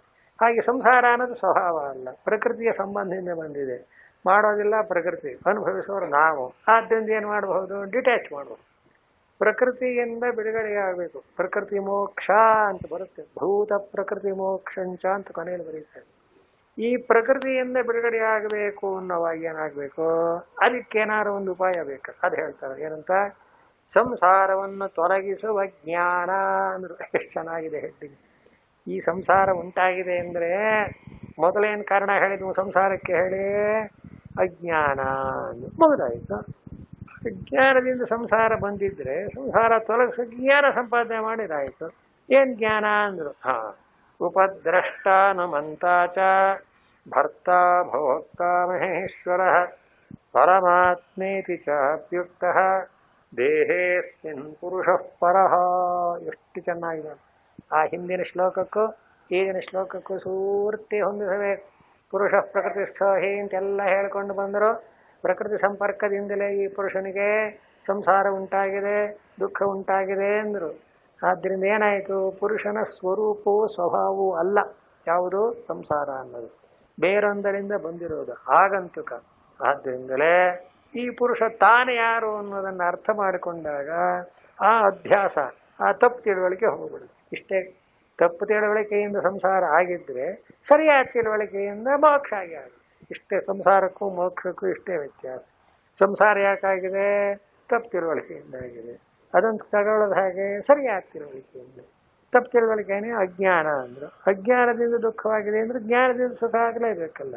ಹಾಗಾದ್ರೆ ನಿಜವಾಗಿ ಪುರುಷನ ಸ್ವರೂಪ ಏನು ನನಗೆ ಅರ್ಥ ಆಗಲ್ಲ. ಯಾಕೆ ನಾವು ಯಾವಾಗಲೂ ಹೀಗೆ ಇರೋದು ಅಂತ ತಿಳ್ಕೊಂಡು ಮತ್ತೆ ಹುಟ್ಟೋದು, ಮತ್ತೆ ಕರ್ಮ ಮಾಡೋದು, ಹೀಗೇ ಮಾಡ್ತಾ ಇರ್ತೀವಿ ನೋಡಿ. ಪುನರ್ದರಿದ್ರ ಪುನರೇವ ಪಾಪಿ ಅಂತ ಒಂದು ಗರುಡ ಪುರಾಣದಲ್ಲಿ ಒಂದು ಶ್ಲೋಕ ಬರುತ್ತೆ. ಏನು ಅಂದರೆ, ಸ್ವಾಮಿ ತುಂಬಾ ದರಿದ್ರನಾಗಿದ್ದಾನೆ ಅವನು. ಹೌದು, ಯಾಕಾದ ಅಂತ. ಹಿಂದಿನ ಜನ್ಮದಲ್ಲಿ ಏನೋ ಪಾಪ ಮಾಡಿದ್ದ, ಆದ್ರಿಂದ ದರಿದ್ರನಾಗಿದ್ದಾನೆ ಅಂತ. ಹೋಗಿ ಈಗೇನು ಮಾಡ್ತಾನೆ, ದರಿದ್ರನಾಗಿರೋದ್ರಿಂದ ಇನ್ನಷ್ಟು ಪಾಪ ಮಾಡ್ತಾನೆ. ಮತ್ತೆ ಕಂಟಿನ್ಯೂ ಆಗ್ತಿರೋದೇ ಪುನರ್ದರಿದ್ರ ದರಿದ್ರ ಅಂತರಿಂದ ಪಾಪ ಮಾಡ್ತಾನಂತೆ. ಪಾಪ ಮಾಡಿದ್ರಿಂದ ದಾರಿದ್ರ್ಯ ಬರುತ್ತೆ ಅಂತ. ಇದೇನು ಹೇಳೋದು, ಹೀಗೆ ಇದೆ. ಹೇಗೆ ಹೋಗುತ್ತೆ ಇದು, ಎಷ್ಟು ಕಾಲವಾದರೂ ಅನಾದಿಯಾಗಿ ಹೋಗುತ್ತೆ. ಅದಕ್ಕೆ ಭಗವಂತ ಶಂಕರಾಚಾರ್ಯ ಏವಂ ಅನಾದಿರನಂತಯ ಅನಂತಹ ಅಂದ್ರು. ಈ ಸಂಸಾರ ತುದಿಯೂ ಇಲ್ಲ, ಬಿಡುವು ಇಲ್ಲ, ಎಷ್ಟು ಬೇಕಾದ್ರೂ ಹೋಗ್ತಾ ಇರು. ಆದ್ರೇನು ಮಾಡಬೇಕು, ಇದನ್ನ ದಾಟು ಪ್ರಯತ್ನ ಮಾಡಬೇಕೇ ಹೊರತು ಇನ್ನೇನು ಮಾಡೋಕ್ಕಾಗಲ್ಲ. ಇನ್ನೊಂದೇನು ಗುಟ್ಟು ಅಂದರೆ, ಈ ಕರ್ಮಗಳ ಒಂದು ಸ್ವಭಾವ ಅಂದರೆ, ನೀವು ಎಷ್ಟೇ ಹಿಂದಿನ ಜನ್ಮದಲ್ಲಿ ಎಷ್ಟೇ ದೂರದಲ್ಲಿ ಮಾಡಿದ್ರು ಅದು ಫಲ ಕೊಡದೇನೆ ಹೋಗೋದೇ ಇಲ್ಲ. ಅದರಿಂದ ಮಾಡುವಾಗಲೇ ಎಚ್ಚರಿಕೆ ಆಗಿರ್ಬೇಕು. ಇದು ಮಾಡಿದರೆ ನಾ ಮಾಡಿದೆ ನನಗೇನೂ ಆಗಲಿಲ್ಲ ಅಂತ ಇವತ್ತು ಹೀಗಂತ ನಾನು, ಆದರೆ ಆ ಕರ್ಮದ ಫಲ ಏನಾಗುತ್ತೆ, ಯಾವತ್ತೋ ಒಂದು ದಿವಸ ಕೈ ಕೊಡುತ್ತೆ, ನೆತ್ತು ಕೈ ಕೊಟ್ಬಿಡುತ್ತೆ ಖಂಡಿತ. ಏನೊಂದು ಕೆಟ್ಟ ಗಾದೆ ಹೇಳ್ತಾರಲ್ಲ, ಕಳ್ಳ ಹೆಂಡತಿ ಇಂಥವಳು ಅಂತ. ಆ ಸಮಸ್ಯೆ ಕಳ್ಳಾದ ಮೇಲೆ ಮುಗಿದೋಯ್ತು. ಆ ಕೆಟ್ಟ ಕರ್ಮ ಮಾಡಿದ್ದಾದ್ರೆ ಆ ಫಲ ಬಂದೇ ಬರುತ್ತೆ ಏನು ಅರ್ಥ. ಏನಾಯ್ತು ಇಲ್ಲಿ, ಕರ್ಮ ಮಾಡ್ತಾನೆ ಫಲ ಅನುಭವಿಸ್ತಾನೆ ಅಂದರೆ ಕರ್ಮ ಫಲ ಅಂದರೆ ಸಂಸಾರ ಅಂತ. ಇದನ್ನು ತೊಲಗಿಸಬೇಕಾದರೆ ಕೇಳಿ, ಉಪದ್ರಷ್ಟಾನುಮಂತ ಚ ಭರ್ತ ಭೋಕ್ತ ಮಹೇಶ್ವರ ಪರಮಾತ್ಮೇತಿ ಚಾಪ್ಯುಕ್ತ ದೇಹೇಸ್ಮಿನ್ ಪುರುಷ ಪರಃ. ಇದು ಜ್ಞಾನ. ಇದು ಜ್ಞಾನದಿಂದ ಮಾತ್ರವೇ ಈ ಸಂಸಾರವನ್ನು ದಾಟಲು ಸಾಧ್ಯ. ಸಂಸಾರವೆಲ್ಲ ಅಜ್ಞಾನದ ಒಂದಾನೊಂದು ಚೌಕಟ್ಟಿನಲ್ಲಿದೆ. ಏನು ಅಜ್ಞಾನ? ನಾನೇ ಶರೀರ, ನಾನೇ ಇಂದ್ರಿಯಗಳು, ನಾನೇ ನಾನು, ನನ್ನದು, ಅಹಮಿದಂ ಮಮೇದಂ. ಇದರಿಂದ ಸಂಸಾರ ಆಗಿದೆ. ಈಗ ಅದನ್ನು ಕಳಿಬೇಕಾದ್ರೆ ನಾನು ಯಾರು ಅನ್ನೋದನ್ನು ಕರೆಕ್ಟಾಗಿ ತಿಳ್ಕೊಬೇಕಷ್ಟೆ. ಅಲ್ಲಿರೋ ಸ್ವಾರಸ್ಯ ಅಷ್ಟೆ. ಹಾಗಾದ್ರೆ ನಾನು ಯಾರು ಅನ್ನೋದಕ್ಕೆ ಏನು ಉತ್ತರ ಹೇಳ್ತೆ ಗೀತೆ? ಅಪ್ಪ ನೀನೇ ಉಪದ್ರಷ್ಟ, ಹನುಮಂತ, ಭರ್ತ, ಭೋಕ್ತ, ಮಹೇಶ್ವರ, ಪರಮಾತ್ಮ ಅಂತ. ನೀನು ಒಂದೊಂದು ಮಾತನ್ನು ಎಷ್ಟು ತೂಕವಾಗಬೇಕು. ನೀನು ಸಂಸಾರಿಯಲ್ಲ, ನೀನು ದುಃಖಿಯಲ್ಲ, ನೀನು ಅಜ್ಞಾನಿಯಲ್ಲ, ನೀನು ಪಾಪಿಯಲ್ಲ. ಇಷ್ಟು ಮನಸ್ಸಿಗೆ ಬರಬೇಕಂತೆ. ಆದರೂ ದೇವ್ರ ಮುಂದೆ ನಿಂತ್ಕೊಂಡು ಪಾಪೋಹಂ ಪಾಪಕರ್ಮಾಹಂ ಪಾಪಾತ್ಮ ಪಾಪ ಸಂಭವ ಹೇಳಿದ್ದೆ ತ್ರಾಹಿಮಾಂ ಕೃಪೆಯ ದೇವ ಶರಣ ಆಗತವತ್ಸಲ ಅಂತ ನಮಸ್ಕಾರ ಮಾಡ್ತಾನೆ. ಹೋಗ್ಕೊಳ್ಳೇನು ದೇವರಪ್ಪ ಇವತ್ತಿಂದ ನಿನ್ನ ಪಾಪನ್ನೆಲ್ಲ ವಿಡ್ರಾ ಮಾಡಿದ್ದೀನಿ ಅಂದರೆ ಮತ್ತೆ ಬೆಳಿಗ್ಗೆ ಪಾಪ ಮಾಡ್ತಾನೆ. ನಿಮ್ಗೇನು ಮತ್ತೆ ಹೋಗೋದು ಪಾಪಕರ್ಮ ಹೋಗೋದು. ಹೀಗೆ ಆಟ ಆಡಿಸ್ತಾರೆ ಆ ದೇವರನ್ನು. ಈಗ ದೇವರಿಗೆ ಎಷ್ಟು ಕಷ್ಟ ನೋಡಿ. ಏನು ಕೊಡೋದು ಈ ಮನುಷ್ಯನಿಗೆ, ಒಳ್ಳೆ ಫಲ ಕೊಡ, ಅವನೇ ಬದ್ದಾಡ್ಬೇಕು ಇವಾಗ. ಇಂಥ ಇದಕ್ಕೇನು ಹೆಸರು ಕಲಬೆರಕೆ? ಯಾಕೆ ಮನುಷ್ಯನ ಗೊತ್ತಲ್ವಾ? ಎಂಥ ಪ್ರಶ್ನೆ ಕೇಳಿದಾನೆ ಹಿಂದೆ ಅರ್ಜುನ ಕೇಳಿದ. ಅಥಕೇನ ಪ್ರಯುಕ್ತ ಎಂ ಪಾಪಂ ಚರತಿ ಪುರುಷ ಅನಿಚ್ಛನ್ನಪಿ ವಾರ್ಷ್ಣೇಯ ಅಂದ ಭಗವಂತ. ಯಾಕೆ ಅವನ ಮನುಷ್ಯ ಸುಮ್ಮನೆ ಗೊತ್ತಿದ್ದು ಯಾಕೆ ಮಾಡ್ತಾನೆ ಪಾಪನ? ಅದಕ್ಕೆ ಉತ್ತರ ಕೊಟ್ಟಿದ್ದ ಭಗವಂತ. ಅವನು ಮಾಡಲ್ಲ. ಕಾಮ ಏಷ ಕ್ರೋಧ ಏಷ ವಿದ್ಯೇನ ವೈರಣ. ಅವನು ಕ್ಷತ್ರಿಯನಲ್ವೇನೋ? ಶತ್ರುಗಳನ್ನು ಸಂಹಾರ ಮಾಡಕ್ಕೆ ಬರ್ತದೆ. ಈ ಕಾಮಾನು ಶತ್ರುವನ್ನು ಹೊಡಿ ನೋಡೋಣ, ಕ್ರೋಧಾನು ಶತ್ರುವನ್ನು ಹೊಡಿ ನೋಡೋಣ. ಎಂಥ ಮಾತುಗಳು! ಭಗವದ್ಗೀತೆ ಅಂದ್ರದೇನು ಸಾಮಾನ್ಯವೇ? ಅದು ಯಾರೇನು ಪ್ರಶ್ನೆ ಕೇಳ್ತಾರ ರೆಡಿಮೇಡ್ ಉತ್ತರ ಇರ್ತದೆ. ಅಂಥ ಒಂದು ಆನಂದ. ಬಿಡಿ, ನೀವು ಕಾಮಕ್ರೋಧಗಳನ್ನು ಬಿಡಿ ನೋಡೋಣ, ಅದು ಯಾವ್ದು ನಿಮ್ಮನ್ನು ಗೋಳಿಕತ್ತೆ. ಮೆಲ್ಲಗೆ ಕಾಮದಿಂದಲೇ ಮನುಷ್ಯ ಹಾಳಾಗಿ ಹೋಗೋದು. ಕಾಮ ಅಂದ್ರೇನು? ಬೈಕೆ ಇದ್ರೆ ಕರ್ಮ ಮಾಡ್ತಾನೆ. ಆ ಕಾಮ ಯಾಕೆ ಬಂತು ಅಂತ ಪ್ರಶ್ನೆ ಮಾಡ್ತಾನೆ. ಶಂಕರಾಚಾರ್ಯ ಅವಿದ್ಯೆಯಿಂದ ಬಂತು. ಮುಗದೆ ಹೋಯ್ತು. ಅವಿದ್ಯಾ ಕಾಮ ಕರ್ಮ ಮುಗದೆ ಇದೇ ಸಂಸಾರ. ಆದ್ರಿಂದ ಏನು ಮಾಡಬೇಕು? ಶಂಕರಾಚಾರ್ಯ ಹೇಳಿದ್ರು, ಅವಿದ್ಯೆ ಮೊದಲು ಕಳೆಯಿರಿ, ಕಾಮಕರ್ಮಗಳು ಆಗಲಿ ತಾನಾಗೆ ನೆಗೆದಿದೆ. ಅವಿದ್ಯೆ ಕಳೆಯಬೇಕಾದ್ರೆ ಬ್ರಹ್ಮವಿದ್ಯೆ ಸಂಪಾದನೆ. ಹಾಗಾದ್ರೆ ಕಾರ್ಯಾಲಯಕ್ಕೆ ಬನ್ನಿ. ಎಲ್ಲಿದೆ ಇನ್ನೀ ಪಾಠ ಯಾರು ಹೇಳ್ಕೊಡ್ತಾರೆ? ಯಾವ ಕೋರ್ಸ್ನಲ್ಲೂ ಶೇರ್ಷೆ ಇಲ್ಲ ನೋಡಿ. ವೇದಾಂತ ತೆಗೆದಾಕ್ಬಿಟ್ಟಿದೆ. ಮನುಷ್ಯ ಯಾವಾಗಲೂ ಶಾಂತಿ ಸುಖಗಳಿಂದ ಬಾಳಬೇಕು ಅಂದರೆ ಅವನು ತನ್ನ ಅವಿದ್ಯೆ ಕಳ್ಕೊಂಡು ಹೊರತು ಆಗೋದು. ಅವಿದ್ಯೆ ಅಂದರೆ ಕಗ್ಗತ್ತಲೇ. ಅಸ್ಯಾನರ್ಥ ಹೇತೋ ಪ್ರಾಣಾಯ. ನಿಜವಾಗ ನಮ್ಮ ಭಾರತ ದೇಶ ಎಂಥೆಂಥ ಮಹನೀಯರಿಂದ ಕೂಡಿ. ಇಲ್ಲಿ ಯಾವ ಅವತಾರ ಅಂತ ಕೇಳಿ, ಯಾವ ಮಹಾಪುರುಷರು ಹುಟ್ಟಿದ್ದು ಕೇಳಿ. ನಮ್ಮ ಭಾರತ ದೇಶದಲ್ಲಿ ಮಾತ್ರ, ಬೇರೆ ದೇಶಗಳಲ್ಲಿ ಇಲ್ಲ. ಒಬ್ಬರು ಹೇಳ್ತಾ ಇದ್ರು, ಈ ಭಾರತ ದೇಶದಲ್ಲಿ ಸಾಧು ಸಂತರು ಅಂದರೆ ನಕ್ಷತ್ರಗಳಿದ್ದ ಹಾಗೆ ಎಂದು ಎಣಿಸೋಕ್ಕೆ ಬರಲ್ಲ. ಬೇರೆ ದೇಶಗಳಲ್ಲಿ ಅಂದರೆ ನವಗ್ರಹಗಳಿದ್ದ ಹಾಗೆ ಎಂದರು. ನವಗ್ರಹ ಅಂದರೆ 1, 2, 3 ವರ್ಷ 9 ಮುಗಿದ 9ನೇ ಹಂಚ್ಕೋಬೇಕವ್ರ. ನಕ್ಷತ್ರಗಳು ಅಂದರೆ ಏನು ಎಣಿಸೋಕ್ಕಾಗತ್ತೆ ನಿಮಗೆ? ನೋಡಿ, ಇಂಡಿಯಾ ದೇಶ ಅಂತಹದ್ದು. ನವಗ್ರಹಗಳನ್ನ ಗ್ರಹ ಬೇರೆ, ಹಿಡಿಯೋದು ಬೇರೆ ಅಂತ ಬರೆಯೋದು. ನೀವು ನಕ್ಷತ್ರ ಬೆಳಗುತ್ತೆ, ನವಗ್ರಹ ಹಿಡ್ಕೊತ್ತೆ ನೋಡಿದ್ರೆ. ಹೀಗಾಗಿ ಅತ್ಯಂತ ವಿಚಿತ್ರ. ಆದ್ದರಿಂದಲೇ ನಮ್ಮ ಅಧ್ಯಾತ್ಮ ವಿದ್ಯೆಗೆ ಅತ್ಯಂತ ಜನ್ಮಭೂಮಿ ನೋಡಿ ಭಾರತ ಅನ್ನೋದು. ಇಲ್ಲಿ ಋಷಿಗಳು ಮಹಾತ್ಮ ಎಲ್ಲ ಇದ್ದು ಎಷ್ಟೋ ಕಾಲ ವಿಚಾರ ಮಾಡಿ ಮಾಡಿ ಮಾಡಿ ಮಾಡಿ ಅಲ್ಲಿ ಶ್ವೇತಾಶ್ವತರೋಪನಿಷತ್ನಲ್ಲಿ ಮೊದಲನೇ ಮಂತ್ರದಲ್ಲೇ ಬರುತ್ತೆ ಏನಂತ, ಋಷಿಗಳೆಲ್ಲ ಒಂದ್ಸಲ ಕೂತ್ಕೊಂಡು ಯೋಚನೆ, ಕಿಂ ಕಾರಣಂ ಬ್ರಹ್ಮಕುತಸ್ಮ ಜಾತಾಃ ಅಂತ ಬಹಳ ಚೆನ್ನಾಗಿದೆ ಉಪನಿಷತ್ತು. ಏನು ನಾವೆಲ್ಲ ಹುಟ್ಟಿದೀವಲ್ಲ, ಏನು ಕಾರಣ? ಎಲ್ಲಿಂದ ಹುಟ್ಟಿದು? ಯಾಕೆ ಹುಟ್ಟಿದು? ಹೀಗೆ ಯೋಚನೆ ಮಾಡ್ತಾ ಕೂತ್ಕೊಂಡ್ರಂತೆ. ತೇ ಧ್ಯಾನ ಯೋಗಾನಗತ ಅಪಶ್ಯನ್. ಆಹಾ, ಇದು ನಮ್ಮ ಒಂದೊಂದು ಸ್ವಾತಂತ್ರ್ಯದಲ್ಲಿ ಇಲ್ಲ. ಯಾವುದು? ಜನನ ಮರಣ ಅನ್ನೋದು. ಏನು? ಯಾವ ಆತ್ಮನನ್ನು ಸಂಸಾರಿ ಅಂತ ಹೇಳಿದರೋ, ಯಾಕೆ ಹೇಳಿದರೆ ಪ್ರಕೃತಿಯ ಸಂಬಂಧದಿಂದ ಸಂಸಾರಿ ಆಗಿದ್ದ. ಹಾಗಾದ್ರೆ ಅವನು ಪ್ರಕೃತಿ ಸಂಬಂಧ ಇಲ್ಲದೇ ಇದ್ರೆ ಹೇಗಿರ್ತಾನೆ ಕೇಳಿ ಹೇಳ್ತೀವಿ. ಉಪದ್ರಷ್ಟಾನಮಂತ ಚ ಭರ್ತ ಭೋಕ್ತ ಮಹೇಶ್ವರ ಪರಮಾತ್ಮೇತಿ ಚಾಪ್ಯುಕ್ತಃ ದೇಹೇಸ್ಮಿನ್ ಪುರುಷಃ ಪರಃ. ಯೋ ಯೋ ಯೋ, ಈ ಮಾತು ಏನು ತೂಕವಾದ್ದು. ನಮ್ಮೆಲ್ಲರ ಆತ್ಮ ಹೇಗಿದ್ದಾನೆ ಅನ್ನೋದಕ್ಕೆ ಪುರುಷ ಪ್ರಕೃತಿಸ್ಥೋಹಿ ಅನ್ನೋದ್ರಿಂದ ಸಂಸಾರವನ್ನು ವರ್ಣನೆ ಮಾಡಿದರು. ಆದರೆ ಸಾಕ್ಷಾತ್ ನಿರ್ದೇಶ ಅಂದ್ರೇನು? ಹಾಗಿಲ್ಲ. ಅದು ಆಗಂತುಕ. ವೇಷ ಹಾಕಿದರೆ ಹೇಗೆ ನಟನನ್ನ ಏನು ಬೇಕಾದ್ರೂ ಕರಿಬಹುದು, ಅದು ನಿಜವಾಗಿ ಅವನೇನಾಗಿದ್ದಾನೆ? ಯಾವ ವೇಷ ಹಾಕಿದ್ರು ಅವನ ಯಾವುದೂ ಅಲ್ಲ. ಅವನೇನಾಗಿದ್ದಾನೋ ಅದೇ. ಹಾಗೆ ನಮ್ಮೆಲ್ಲರ ಆತ್ಮ ಏನಾಗಿದ್ದಾನೆ ಅಂದರೆ ಸಾಕ್ಷಾತ್ ನಿರ್ದೇಶ ಹೇಳಿ. ಆದ್ದರಿಂದ ಸಂಸಾರ ಅನ್ನೋದು ಏನಾಗಿದೆ? ಕಲ್ಪಿತವಾಗಿದೆ, ಆಗಂತುಕವಾಗಿದೆ. ಆದ್ರಿಂದಲೇ ಅದನ್ನು ಕಳೆಯೋಕೆ ಬರುತ್ತೆ. ಪುರುಷ ಏನಾಗಿದ್ದಾನೆ? ಪರಬ್ರಹ್ಮವಾಗಿದ್ದಾನೆ. ಆದ್ರಿಂದ ಅವನು ಒಂದು ವೇಳೆ ಸಂಸಾರಿಯಾಗಿದ್ದರೆ ಅವನು ಪರಬ್ರಹ್ಮ ಸ್ವರೂಪ ಮಾತ್ರ, ವ್ಯತ್ಯಾಸವಾಗುವುದಿಲ್ಲ. ಆದ್ರಿಂದ ನಿಜ ಏನಾಗಿದೆ ಅಂದರೆ ತಿಳ್ಕೊಳ್ಳೋದಷ್ಟೇ. ಅಜ್ಞಾನದಿಂದ ಅವನು ಸಂಸಾರಿಯಾಗಿರಬಹುದು. ಆದ್ದರಿಂದ ಅಜ್ಞಾನ ಬಂದರೆ ಅವನೇ ಪರಮಾತ್ಮನಾಗ್ತಾನೆ, ಹೊಸದಾಗಲ್ಲ, ಆದವನೇ ಆಗೋದು. ವಿಮುಕ್ತಶ್ಚ ವಿಮುಚ್ಯತೆ ಅಂತ. ಮೋಕ್ಷ ಪಡಿಬೇಕು ಅಂದ್ರೆ ಮೋಕ್ಷ ಪಡೆಯೋದಲ್ವೇ ಅಲ್ಲ, ಮೋಕ್ಷ ಪಡೆದಾಗಿದೆ, ಪಡೆದಿದ್ದೀನಿ ಅಂತ ತಿಳ್ಕೋಬೇಕು. ಇದು ವೇದಾಂತಲ್ಲಿ ಬಹಳ ಮುಖ್ಯವಾದ ಪಾಯಿಂಟ್. ಎಲ್ಲ ದುಡ್ಡಿಟ್ಟು ಪಾರ್ತ್ಬಿಟ್ಟಿರ್ತೀವಿ. ದುಡ್ಡಿಲ್ಲ ಅಂತ ಒಂದು ಸ್ವಲ್ಪ ಕೊಡ್ರಿ ಅಂತ ಕೇಳಿ, ಏನು ಮನೆಗೆ ಬಂದು ನೋಡ್ರಿ ಇಲ್ಲ, ಅವನ್ನ ಯಾಕೆ ಕೇಳಿದೆ ನಾನು, ನಮ್ಮಲ್ಲೇ ದುಡ್ಡು ಇದೆಯಲ್ಲ ಅಂತ. ಮದ್ದಿಟ್ಟಿಲ್ವೇ? ಇತ್ತು. ಈಗ ಯಾಕೆ ಅದು ನಿಮಗೆ ಗೊತ್ತಾಗ್ಲಿಲ್ಲ ಅಂದರೆ ಹಾಗೆ ಹೇಳಿ ಗೊತ್ತಾಗ್ಲಿಲ್ಲ ಅಂತ ಹೇಳಿ ಒಪ್ಕೊಳ್ಳೋಣ. ಇಲ್ಲ ಅನ್ಬಾರ್ದು. ಇಲ್ಲ ಅಂತ ಆಗುತ್ತೆ ಆಗೋಲ್ಲ. ಇದೆ ಇದೆ ಅನ್ನೋದು ಗೊತ್ತಿಲ್ಲದೆ ಇದ್ರೆ ಅದನ್ನು ನಾವು ಇಲ್ಲ ಅಂತ ವ್ಯವಹಾರ ಮಾಡ್ತೀವಿ. ಹಾಗೆ ನಮ್ಮೆಲ್ಲರ ಆತ್ಮಸ್ವರೂಪ ನಿತ್ಯ ಶುದ್ಧ ಬುದ್ಧವಾಗಿದ್ದು ಪರಬ್ರಹ್ಮ ಸ್ವರೂಪವೇ ಆಗಿದೆ ಅಂತ ತಿಳ್ಕೊಂಡ್ರಾಯ್ತು. ಅದನ್ನೇ ಈ ಶ್ಲೋಕದಲ್ಲಿ ಹೇಳ್ತಾರೆ. ಇದೇ ಸಂಸಾರವನ್ನ ದಾಟುವಿಕೆ ಎನ್ನುವ ಅರ್ಥ. ಹೇಗೆ ಉಪದ್ರಷ್ಟಾನಮಂತಾಚ ಮೊದಲೇನು ಹೇಳಿದ್ರು? ಪುರುಷ ಸುಖ ದುಃಖಾನ ಭೋಕ್ತೃತ್ವೇ ಹೇತುರುಚ್ಯತೆ ಅಂದ್ರು. ಪ್ರಕೃತಿ ಕರ್ತೃ, ಪುರುಷ ಅನ್ನೋನು ಭೋಕ್ತ, ಪ್ರಕೃತಿ ಮಾಡುತ್ತೆ, ಪುರುಷ ಉಣ್ಣುತ್ತಾನೆ, ಇದೇ ಅವನ ಪಾಪ ಪುಣ್ಯಗಳಿಗೆ ಜನ್ಮಗಳಿಗೆ ಕಾರಣ ಅಂತ ಹೇಳ್ಕೋತಾ ಬಂದರು. ಆದ್ರೆ ಹೇಳಿದ್ರು ವಾಸ್ತವವಾಗಿ ಆ ಪ್ರಕೃತಿ ಅನ್ನೋದು ಇವನ ಸ್ವರೂಪ ಅಲ್ಲ, ಸ್ವಭಾವ ಅಲ್ಲ, ಅದು ಕಲ್ಪಿತ. ಆದ್ದರಿಂದ ಅದನ್ನ ತಿಳುವಳಿಕೆಯಿಂದ ದಾಟಬೇಕು. ಹಾಗಾದ್ರೆ ಇವನು ಹೇಗಿದ್ದಾನೆ ಕೇಳಿ. ಈ ಪುರುಷನ ನಿಜ ಸ್ವರೂಪ ಹೇಳ್ತೇವೆ ಏನಂತ? ಉಪದ್ರಷ್ಟ ಹನುಮಂತಾಚ ಭರ್ತ ಭೋಕ್ತ ಮಹೇಶ್ವರ ಅಂತ ಎಷ್ಟು ಮಾತಿದೆ ನೋಡಿ. ಉಪದ್ರಷ್ಟ, ಹನುಮಂತ, ಭರ್ತ, ಭೋಕ್ತ, ಮಹೇಶ್ವರ, ಕೊನೆಯಲ್ಲಿ ಪರಮಾತ್ಮೇತಿ ಚಾಪ್ಯುಕ್ತ. ಈ ನಮ್ಮೆಲ್ಲರ ಆತ್ಮ.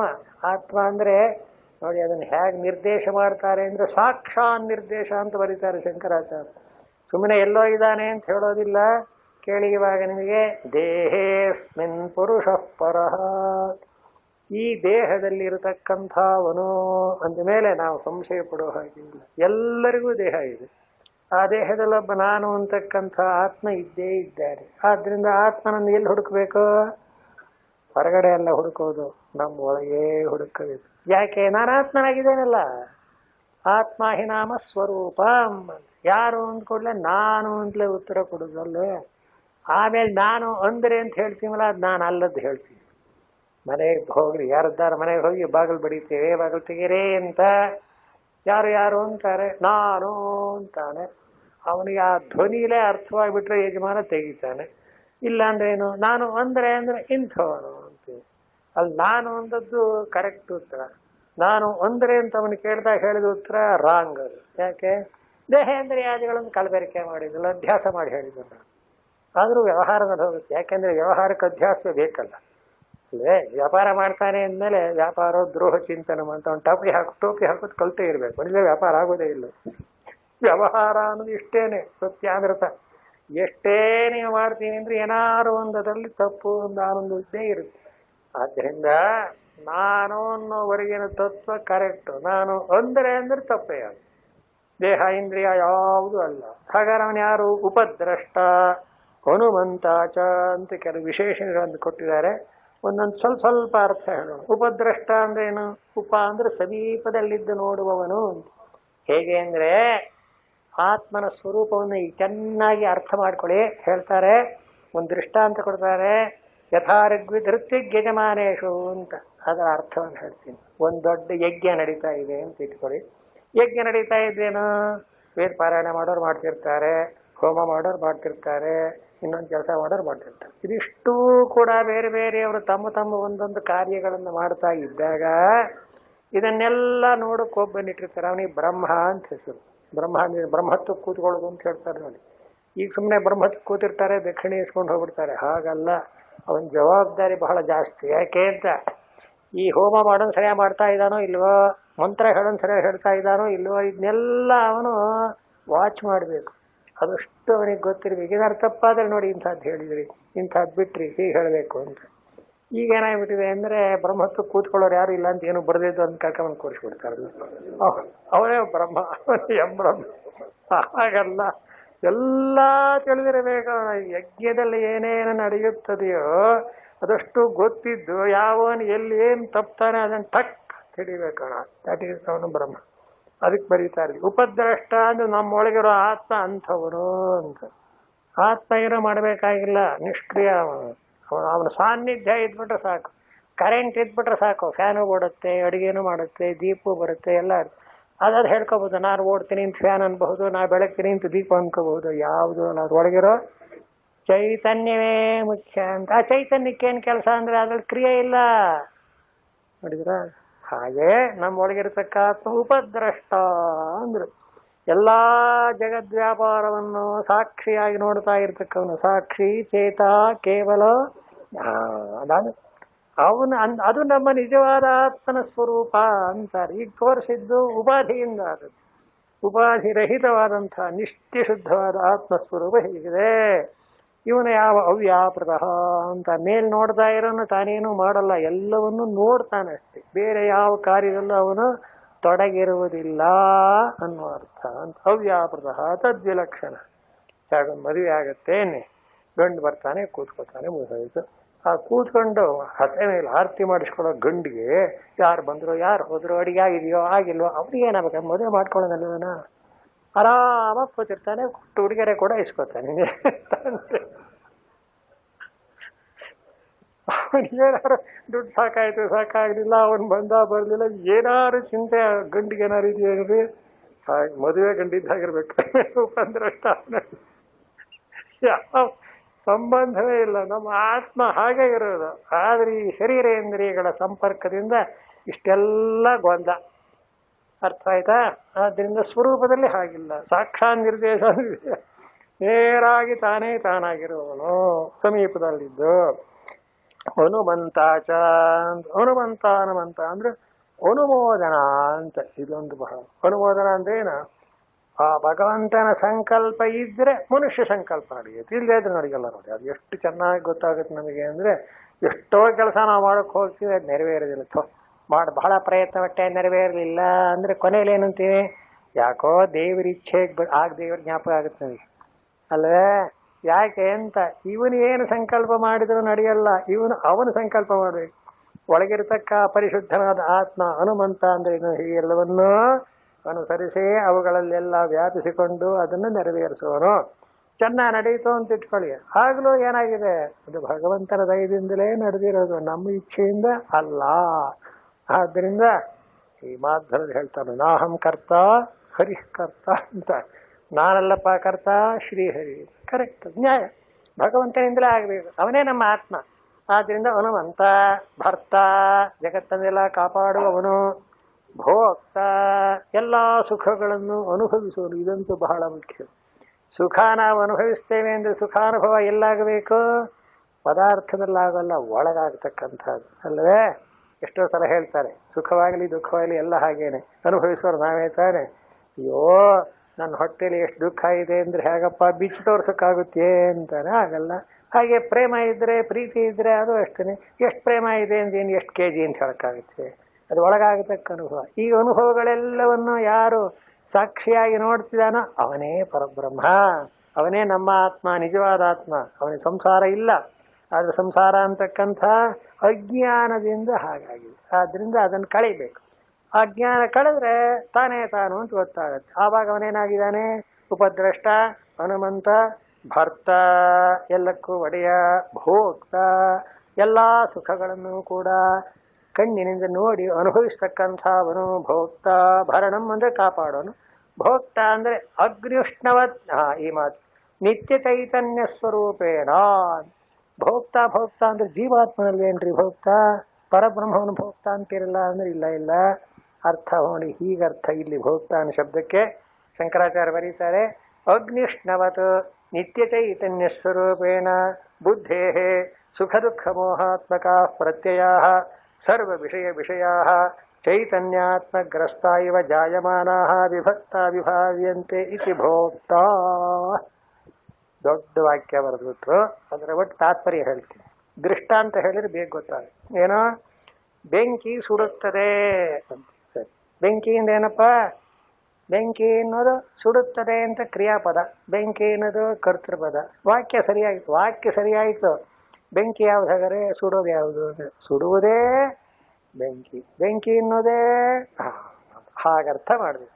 ಅದರಂತೆ ಅಗ್ನಿಷ್ಣವತ್ ಇಲ್ಲಿ ವ್ಯವಹಾರ ಏನಾಗಿದೆ, ಕಣ್ಣು ನೋಡುತ್ತದೆ, ಕಿವಿ ಕೇಳುತ್ತದೆ ಅಂತೆಲ್ಲ ಹೇಳ್ತೀರಲ್ಲ, ಎಲ್ಲಿವರೆಗೂ ಇಂದ್ರಿಯಗಳಾಯ್ತು, ಮನಸ್ಸಾಯ್ತು, ಬುದ್ಧಿ ಆಯ್ತು, ಆಮೇಲೆ ಜೀವಾತ್ಮ ಏನು ಮಾಡ್ತಾನೆ, ನಾನು ಮಾಡ್ತೀನಿ. ಇದು ಒಳಕ್ಕೆ ಹೋಗ್ತಾ ಹೋಗ್ತಾ ಏನಾಗುತ್ತೆ, ಯಾವ ಒಂದಾನೊಂದು ಇಂದ್ರಿಯ ಮನೋಬುದ್ಧಿಗಳಲ್ಲಿ ಏನು ಕೆಲಸ ಕಾರ್ಯಗಳು ನಡೆದ್ರು ಅದಕ್ಕೂ ಆ ಯಜಮಾನನಿಗೂ ಏನು ಸಂಬಂಧವಿಲ್ಲ. ಆದ್ರೆ ಅವನ ಸಾನ್ನಿಧ್ಯ ಇಲ್ಲದೆ ನಡೆಯೋದಿಲ್ಲ, ಇಷ್ಟು ಮುಖ್ಯ. ಆದ್ರಿಂದ ಏನಾಯ್ತು, ಇಲ್ಲಿ ಎಲ್ಲ ಒಂದಾನೊಂದು ಇಂದ್ರಿಯಗಳಿಗೂ ಮನಸ್ಸಿಗೂ ಬುದ್ಧಿಗೂ ಒಳಗಿರತಕ್ಕ ಜೀವಾತ್ಮನಿಗೂ ಅದಕ್ಕೂ ಒಳಗಿರತಕ್ಕ ತತ್ವ ಇದು. ಪ್ರತ್ಯಗಾತ್ಮ ಅಂತ ಕರೆದರು. ಪ್ರತ್ಯಕ್ ಅಂದ್ರೆ ಅತ್ಯಂತ ಒಳಗಿದಾನೆ ನಿಜ. ಆದ್ರೆ ಅವನೇನು ಮಾಡ್ತಾನೆ ಅಂತ ಏನು ಅಕರ್ತ. ಅವನ ಸಾನ್ನಿಧ್ಯದಲ್ಲಿ ಬಾಕಿ ಇದೆಲ್ಲ ತಾನಾಗಿ ನಡ್ಕೊತಾ ಇರುತ್ತೆ. ಹೇಗೊಂದು ವಿದ್ಯುತ್ ಶಕ್ತಿ ಇದ್ಬಿಟ್ರೆ ಮಿಷಿನ್ ತಾನೇ ನಡೆಯುತ್ತೆ. ನೋಡಿ, ಇದು ನೋಡಿ ಹೇಗೆ ನಡೆಯುತ್ತೆ, ಈ ಚಕ್ರ ತಿರುಗತ್ತೆ, ಇದು ಹಾಗಾಗತ್ತೆ, ಇದು ಹೀಗಾಗತ್ತೆ ಅಂತ ಆ ಒಂದು ಯಂತ್ರದ ಎಲ್ಲ ವಿಭಾಗಗಳಲ್ಲೂ ಏನೇನು ಕ್ರಿಯೆ ನಡೆಯುತ್ತೋ ಅದನ್ನು ನೋಡ್ತೇವೆ ನಾವು. ನಿಜ. ಹಾಗಾದ್ರೆ ಆ ಯಂತ್ರವನ್ನ ನೀನೇ ಮಾಡ್ತೀಯೋ ಯಾರು ಮಾಡ್ತಾರೋ ಅಂದ್ರಪ್ಪ, ನನಗೇನು ಶಕ್ತಿ ಇದೆ, ನನ್ನ ಒಳಗೆ ಏನೊಂದು ಶಕ್ತಿ ಇದೆಯೋ, ವಿದ್ಯುತ್ ಶಕ್ತಿ. ಕರೆಂಟ್ ಹೋಗ್ಬಿಡ್ತು ನೀವು, ಅದೇ ಹೋಯ್ತು. ಯಂತ್ರ ಏನು ಜಂಬ ಮಾಡೋಕ್ಕಾಗುತ್ತೆ? ಹಾಗೆ ನಮ್ಮ ಒಳಗಿನ ಕಾರ್ಯಕರಣ ಸಂಘಾತ, ಅದಕ್ಕೆ ಒಡೆಯನಾದ ಜೀವಾತ್ಮ ಅಷ್ಟರನ್ನೂ ಕೂಡ ತಾನು ನೋಡ್ತಾ, ದ್ರಷ್ಟ ನೋಡ್ತಾ ತನ್ನ ಚೈತನ್ಯ ಶಕ್ತಿಯಿಂದ ಎಲ್ಲವನ್ನೂ ಯಾವ ಒಂದಾನೊಂದು ಸ್ವರೂಪ ನಡೆಸ್ತಾ ಇದೆಯೋ ಅದು ತಾನ ಆತ್ಮ ಅನ್ನೋ ಅರ್ಥ. ಭೋಕ್ತ ಮಹೇಶ್ವರ, ಎಲ್ಲಕ್ಕೂ ಒಡೆಯ ಕೊನೆ. ಪರಮಾತ್ಮೇತಿ ಚಾತ್ಯುಕ್ತ. ಹೇಗೆ ಅರ್ಜುನ, ಇಂಥ ಯಾವ ಆತ್ಮನನ್ನ ಏನಂತಾರೆ? ಬರೀ ಆತ್ಮ ಅನ್ನಲ್ಲ, ಪರಮಾತ್ಮ. ಅದು ಬಹಳ ಮುಖ್ಯವಾದ. ಪರಮಾತ್ಮ ಅಂದ್ರೆ ಉಕ್ತ ಕಥಿತ ಅಂದ್ರು. ಉಪದ್ರಷ್ಟೃತ್ವಾದಿ ಲಕ್ಷಣ ಆತ್ಮ ಇತಿ ಪರಮಾತ್ಮ. ಎಲ್ಲ ಇಂದ್ರಿಯ ಮನೋಬುದ್ಧಿಗಳ ಎಲ್ಲ ಕಾರ್ಯಗಳನ್ನು ಇದನ್ನಿನ್ನು ಹಿಗ್ಗಿಸಬೇಕಾರೆ ಬರೀ ನಮ್ಮ ಶರೀರದಲ್ಲಿ ಮಾತ್ರ ಅಂತಲ್ಲ, ಎಷ್ಟೆಷ್ಟು ಶರೀರಗಳಿದೆಯೋ ಜಗತ್ತಿನಲ್ಲಿ, ಎಷ್ಟೆಷ್ಟು ಕ್ರಿಯಾ ಪ್ರಾಣಿಗಳಿದ್ದಾರ, ಏನೇನು ಕೆಲಸ ಮಾಡ್ತವೆಯೋ ಅದೆಲ್ಲವನ್ನೂ ಕೂಡ ತನ್ನ ಒಂದಾನೊಂದು ಚೈತನ್ಯದ ಶಕ್ತಿಯಿಂದ ನಡೆಸ್ತಾನೆ. ಆದರೆ ಅವನಲ್ಲಿ ಕ್ರಿಯೆ ಇಲ್ಲ, ಸುಮ್ಮನೆ ಅವನ ಸಾನ್ನಿಧ್ಯದಲ್ಲಿ ತನ್ಪಾಡಿ ತಾನು ನಡೀತಾ ಇರುತ್ತೆ. ಹೇಗೆ ಒಂದಾನೊಂದು ಸೂಜಿಗಲ್ಲಿದ್ದು ಬಿಟ್ರೆ ಅದು ಯಾರನ್ನೂ ಕರೆಯೋಲ್ಲ, ಆದ್ರೆ ಅದರ ಒಂದಾನೊಂದು ಆಕರ್ಷಣಕ್ಕೆ ಒಳಗಾದ ಕೂಡಲೇ ಠಕ್ ಅಂತ ತಾನೇನೆ ಕಬ್ಬಣ ಹಿಡ್ಕೊಂಡ್ಬಿಡುತ್ತ. ಸೂಜಿಗಲ್ಲು ಕಬ್ಬಣವನ್ನು ಹಿಡ್ಕೊಂತು ಅಂದ್ರೆ ಅದು ಹಿಡ್ಕೊಳಕ್ ಹೋಗಿಲ್ಲ, ಅದ್ರ ಪಾಡಿಗೆ ಅದು ಇದ್ದೇ ಇದೆ. ಆದ್ರೆ ಅದರ ಪವರ್ ಏನಿದೆ ಅದ್ರಲ್ಲಿ ಚಾರ್ಜ್ ಆಯ್ತದೆ. ಆದ್ರಿಂದ ಎಲ್ಲ ಹಾಗೆ ಪರಮಾತ್ಮ ಯಾವ ಒಂದಾನೊಂದು ಕರ್ತೃತ್ವ ಭೋಕ್ತೃತ್ವಗಳಿಲ್ಲದೆ ತನ್ನ ಸಾನ್ನಿಧ್ಯ ಮಾತ್ರದಿಂದ ಶರೀರೇಂದ್ರಿಯ ಮನೋಬುದ್ಧಿಗಳೆಲ್ಲವನ್ನೂ ಪ್ರೇರಣೆ ಮಾಡ್ತಾ ಇದ್ದಾನೆಯೋ ಅವನನ್ನ ಪರಮಾತ್ಮ. ಪರಮಾತ್ಮ ಅಂದ್ರೆ ಅದೇ ನಿಜವಾದ ನಮ್ಮ ಸ್ವರೂಪ. ಅವನೇನೂ ಮಾಡಬೇಕಾದ್ದಿಲ್ಲ, ಮಾಡೋ ಅವಶ್ಯಕತೆಯೂ ಇಲ್ಲ. ಆದ್ರೆ ಅವನ ಸಾನ್ನಿಧ್ಯವಿಲ್ಲದೆ ಯಾವುದು ನಡೆಯೋದಿಲ್ಲ. ಈ ಅರ್ಥದಲ್ಲಿ ಈ ನಮ್ಮ ಆತ್ಮನನ್ನ ಸರಿಯಾದ ತತ್ವಜ್ಞಾನದ ಮಜಲಿನಿಂದ ತಳಹದಿಯಿಂದ ತಿಳ್ಕೊಂಡ್ರೆ ಇವನೇನಾಗಿದ್ದಾನೆ? ಜೀವಾತ್ಮನಲ್ಲ, ಇಂದ್ರಿಯಾತ್ಮನಲ್ಲ, ಪರಮಾತ್ಮನೇ ಆಗಿದ್ದಾನೆ. ಇದನ್ನೇ ವೇದಾಂತದಲ್ಲಿ ಏನಂತಾರೆ? ಅಹಂ ಬ್ರಹ್ಮಾಸ್ಮಿ ಆತ್ಮ ಚ ಬ್ರಹ್ಮ. ಇಂಥ ಆತ್ಮನನ್ನ ಪರಮಾತ್ಮ ಪರಮಾತ್ಮ ಅಂತ ಕರೆಯಲಾಗುತ್ತದೆ. ಆದ್ರಿಂದ ಎಲ್ಲರ ಹೃದಯದಲ್ಲೂ ಇರತಕ್ಕವನು ಪರಮಾತ್ಮನೇ. ಈಶ್ವರ ಸರ್ವಭೂತಾನಾಂ ಹೃದ್ದೇಶೇರ್ಜುನ ತಿಷ್ಠತಿ. ಇಲ್ಲಿ ಏನಾಗಿದೆ? ಅವನನ್ನು ನಾವು ತಿಳ್ಕೊಂಡಿಲ್ಲ ಅಷ್ಟೇ. ಅವನು ಬೇರೆ ಅಲ್ಲ, ನಾನೇ ಅವನು. ಎಷ್ಟೋ ಸಲ ಹಾಗಾಗುತ್ತೆ, ನಾನು ಇಂಥವನು ಅಂತ ನನಗೇ ಗೊತ್ತಿರೋ ಇನ್ನೊಬ್ಬ ಹೇಳಬೇಕಾಗತ್ತೆ. ಈ ರಾಮಾಯಣ ಎಲ್ಲ ಓದ್ತೀವಲ್ಲ, ಕೊನೆಯಲ್ಲಿ ಬರುತ್ತೆ ಏನಂತ? ಶ್ರೀರಾಮ ಈ ಸೀತಾದೇವಿಯನ್ನ ಪರಿತ್ಯಾಗ ಮಾಡಿಬಿಡ್ತಾನಲ್ಲ, ಏನೋ ಎಲ್ಲೋ ರಾವಣನ ಮನೆಯಲ್ಲಿ ಜೋಡ ಹಾಗೆ ಹೀಗೆ ನೀನು ಸೇರಿಸೋಲ್ಲ ಅಂತ ಏನೋ ಒಂದಿಷ್ಟು ಮಾತು ಬಂದ್ಬಿಟ್ಟು ಅವಳು ಏನು ಮಾಡಿಬಿಡ್ತಾಳೆ? ಅಯ್ಯೋ ನನಗೇನು ಅಂದ್ಲು, ಅಗ್ನಿ ಪ್ರವೇಶ ಮಾಡಿದ್ರು. ಎಲ್ಲರೂ ಗಾಬರಿ, ಏನಪ್ಪ ಎಂಥ ಯಾವ ಸೀತೆಗೋಸ್ಕರ ಇಷ್ಟೆಲ್ಲ ರಾಮ ಪ್ರಯತ್ನ ಮಾಡಿ ಸಮುದ್ರಕ್ಕೆ ಸಂಖ್ಯೆ ಸೇತುವೆ ಕಟ್ಟಿ ಯುದ್ಧ ಮಾಡಿ ರಾವಣನ ಗೆದ್ದು ಅವಳು ಹೋಗ್ತಾ ಸುಮ್ಮನೆ ಇದಾನಲ್ಲ ಅಂತ ಅಲ್ಲಿರೋರೆಲ್ಲ ಗಾಬರಿ ಪಟ್ಬಿಡ್ತಾರೆ. ಇದು ರಾಮಾಯಣದಲ್ಲಿ ಬರತಕ್ಕ ಕೊನೆಯ ಭಾಗದಲ್ಲಿ ಬರೋ ಕಥೆ. ಹಾಗಾದ ಕೂಡ್ಲೇನೆ ಅಂಕೇನಾದಾಯ ವೈದೇಹಿ ಅಂತ ಯಜ್ಞೇಶ್ವರನಿಗೆ ಕೂಡ ಸೀತಾದೇವಿಯನ್ನು ಮುಟ್ಟಕ್ಕಾಗಲ್ಲ. ಅವಳನ್ನೆಲ್ಲಿಗೆ ಎತ್ಕೊಂಡ್ಬಂದು ರಾಮನಿಗೆ ಒಪ್ಪಿಸ್ತಾನೆ. ಆಗ ಸಮಸ್ತ ದೇವಾಧಿದೇವತೆಗಳು ಬ್ರಹ್ಮ ಎಲ್ಲ ಬಂದ್ಬಿಡ್ತಾರೆ. ಬಂದು ಕೂಡ್ಲೇನೆ ರಾಮನನ್ನು ನೋಡಿ ಹೇಳ್ತಾರೆ, ಅಯ್ಯ ನೀನು ಕರ್ತ ಲೋಕಸ್ಯ ಸರ್ವಸ್ಯ ಅಂದ್ರು. ಸಕಲ ಜಗತ್ತಿಗೂ ಕರ್ತವಾದ ಸಾಕ್ಷಾತ್ ಜಗತ್ತನ್ನೇ ಸೃಷ್ಟಿ ಮಾಡಿ ಸ್ಥಿರಿ ಮಾಡಿ ಲಯ ಮಾಡತಕ್ಕಂಥ ತ್ರಿಮೂರ್ತ್ಯಾತ್ಮಕನಾದ ಪರಮಾತ್ಮನಲ್ವೇನಯ್ಯ ನೀನು ಅಂತಾರೆ. ಯಾರು? ಬ್ರಹ್ಮದೇವ. ರಾಮನನ್ನು ಕುರಿತು. ಇಂಥವನ್ನೇನು ಸೀತಾದೇವಿಯನ್ನು ಉಪೇಕ್ಷೆ ಮಾಡಿಬಿಟ್ಟಿಯಲ್ಲ ಅಂತ. ಆಗ ರಾಮ ಹೇಳ್ತಾನೆ, ಹೌದೇ, ನಾನು ಹಾಗಿದ್ದೇನೆ, ಯಾರು ನಾನು ಹೇಳೋ ತದ್ಭವಾನ್ ಪರಬ್ರವೇತಮೇ ಅಂದ. ನನಗೆ ಗೊತ್ತಿಲ್ಲ. ಈ ಉದಾಹರಣೆ ಯಾಕೆ ಹೇಳ್ತೇನೆ ಅಂದರೆ, ರಾಮನಿಗೆ ತಾನು ದೇವರು ಅಂತ ಗೊತ್ತಿಲ್ಲ ಅಂದಾಗ ಬ್ರಹ್ಮದೇವರು ಬಂದು ಹೇಳಬೇಕಾಯ್ತು, ಹೌದಾ? ಹಾಗೆಯೇ ನಮಗೂ ನಾವು ದೇವರೇ ಆಗಿದ್ದರೆ ನಮಗೆ ಗೊತ್ತಿಲ್ಲ. ಆ ಬ್ರಹ್ಮ ಯಾರು? ಗುರು, ಅವನು ಬಂದು ಹೇಳಬೇಕು. ಹೇಳಿದ್ರೆ ಗೊತ್ತು. ಯೋಹಂ ಯಸ್ಯ ತಸ್ಟ್, ನಾನು ಯಾರು ಏನು ದಯವಿಟ್ಟು ಹೇಳಿ ಅಂದರೆ ಏನಂತಾನೆ? ಭವಾನ್ ನಾರಾಯಣೋ ದೇವ. ಅಯ್ಯ, ನೀನು ಸಾಕ್ಷಾತ್ ನಾರಾಯಣ, ಭೂಭಾರ ಹರಣಾರ್ಥವಾಗಿ ಹುಟ್ಟಿರೋನು, ನೀನು ಯಾಕೆ ಈ ರೀತಿ ರಾಮನಾಗಿ ದುಃಖ ಪಡ್ತಾ ಇದ್ದೀನಿ? ರಾಮನಲ್ಲ ಮತ್ತೇನು ನೀನು? ಭವಾನ್ ನಾರಾಯಣೋ ದೇವ ಶ್ರೀಮಾನಶ್ಚಕ್ರಾಯುಧೋ ವಿಭು. ಹೊಗಳ್ದಾನು ಸ್ಥೈರ್ಯಂತೆ ವಸುಧಾಚಲಂ ಅಂತ. ಭುವ ಯಾವ ಸ್ವರ್ಗಲೋಕವೇ ನಿನ್ನ ತಲೆ, ಇದು ನೀನು ವಿರಾಟ್ ರೂಪ ಅಂತ ಆ ಬ್ರಹ್ಮಕೃತ ಸ್ತೋತ್ರ ಅಂತ ಉದ್ದಕ್ಕೆ ಓದ್ರಿ ಚೆನ್ನಾಗಿ ಗೊತ್ತಾ. ಆಗ ಅಷ್ಟು ಹೇಳಿದ ಹೊರತು ರಾಮನಿಗೆ ನಾನು ಪರಬ್ರಹ್ಮ ಅಂತ ಮರೆತು ಹೋಗ್ಬಿಟ್ಟಿತ್ತು. ಇದು ಯಾಕೆ ಹೇಳಿದೆ ಅಂದರೆ, ಪ್ರತಿಯೊಬ್ಬರ ಆತ್ಮನು ಏನಾಗಿದ್ದಾನೆ ನೋಡಿ, ಇದು ಕೇಳಿ. ದೇಹೇಸ್ಮಿನ್ ಪುರುಷ ಪರ, ಅಂಡರ್ಲೈನ್ ಮಾಡಿ. ಈ ದೇಹದಲ್ಲೇ ಇರತಕ್ಕ ಈ ಪುರುಷ ಪರಮ ಪುರುಷ. ಇವನು ಸಾಕ್ಷಾತ್ ನಾರಾಯಣನೇ, ಇವನು ಪರಮಾತ್ಮನೇ, ಇವನು ಯಾವೊಂದು ಸಂಸಾರ ಸಂಬಂಧವೂ ಇಲ್ಲ. ಆದ್ದರಿಂದಲೇ ಉಪದ್ರಷ್ಟ ಹನುಮಂತ ಚ ಭರ್ತ ಭಕ್ತ ಮಹೇಶ್ವರ. ಈಗ ಬ್ರಹ್ಮದೇವರು ಬಂದು ರಾಮನನ್ನಿ ನಾರಾಯಣ ಅಂತ ಹೇಳಿದ ಅಂದರೆ, ಬ್ರಹ್ಮದೇವರನ್ನು ಹೊಸದಾಗಿ ರಾಮನ್ ನಾರಾಯಣನ್ ಮಾಡಬೇಕೆ?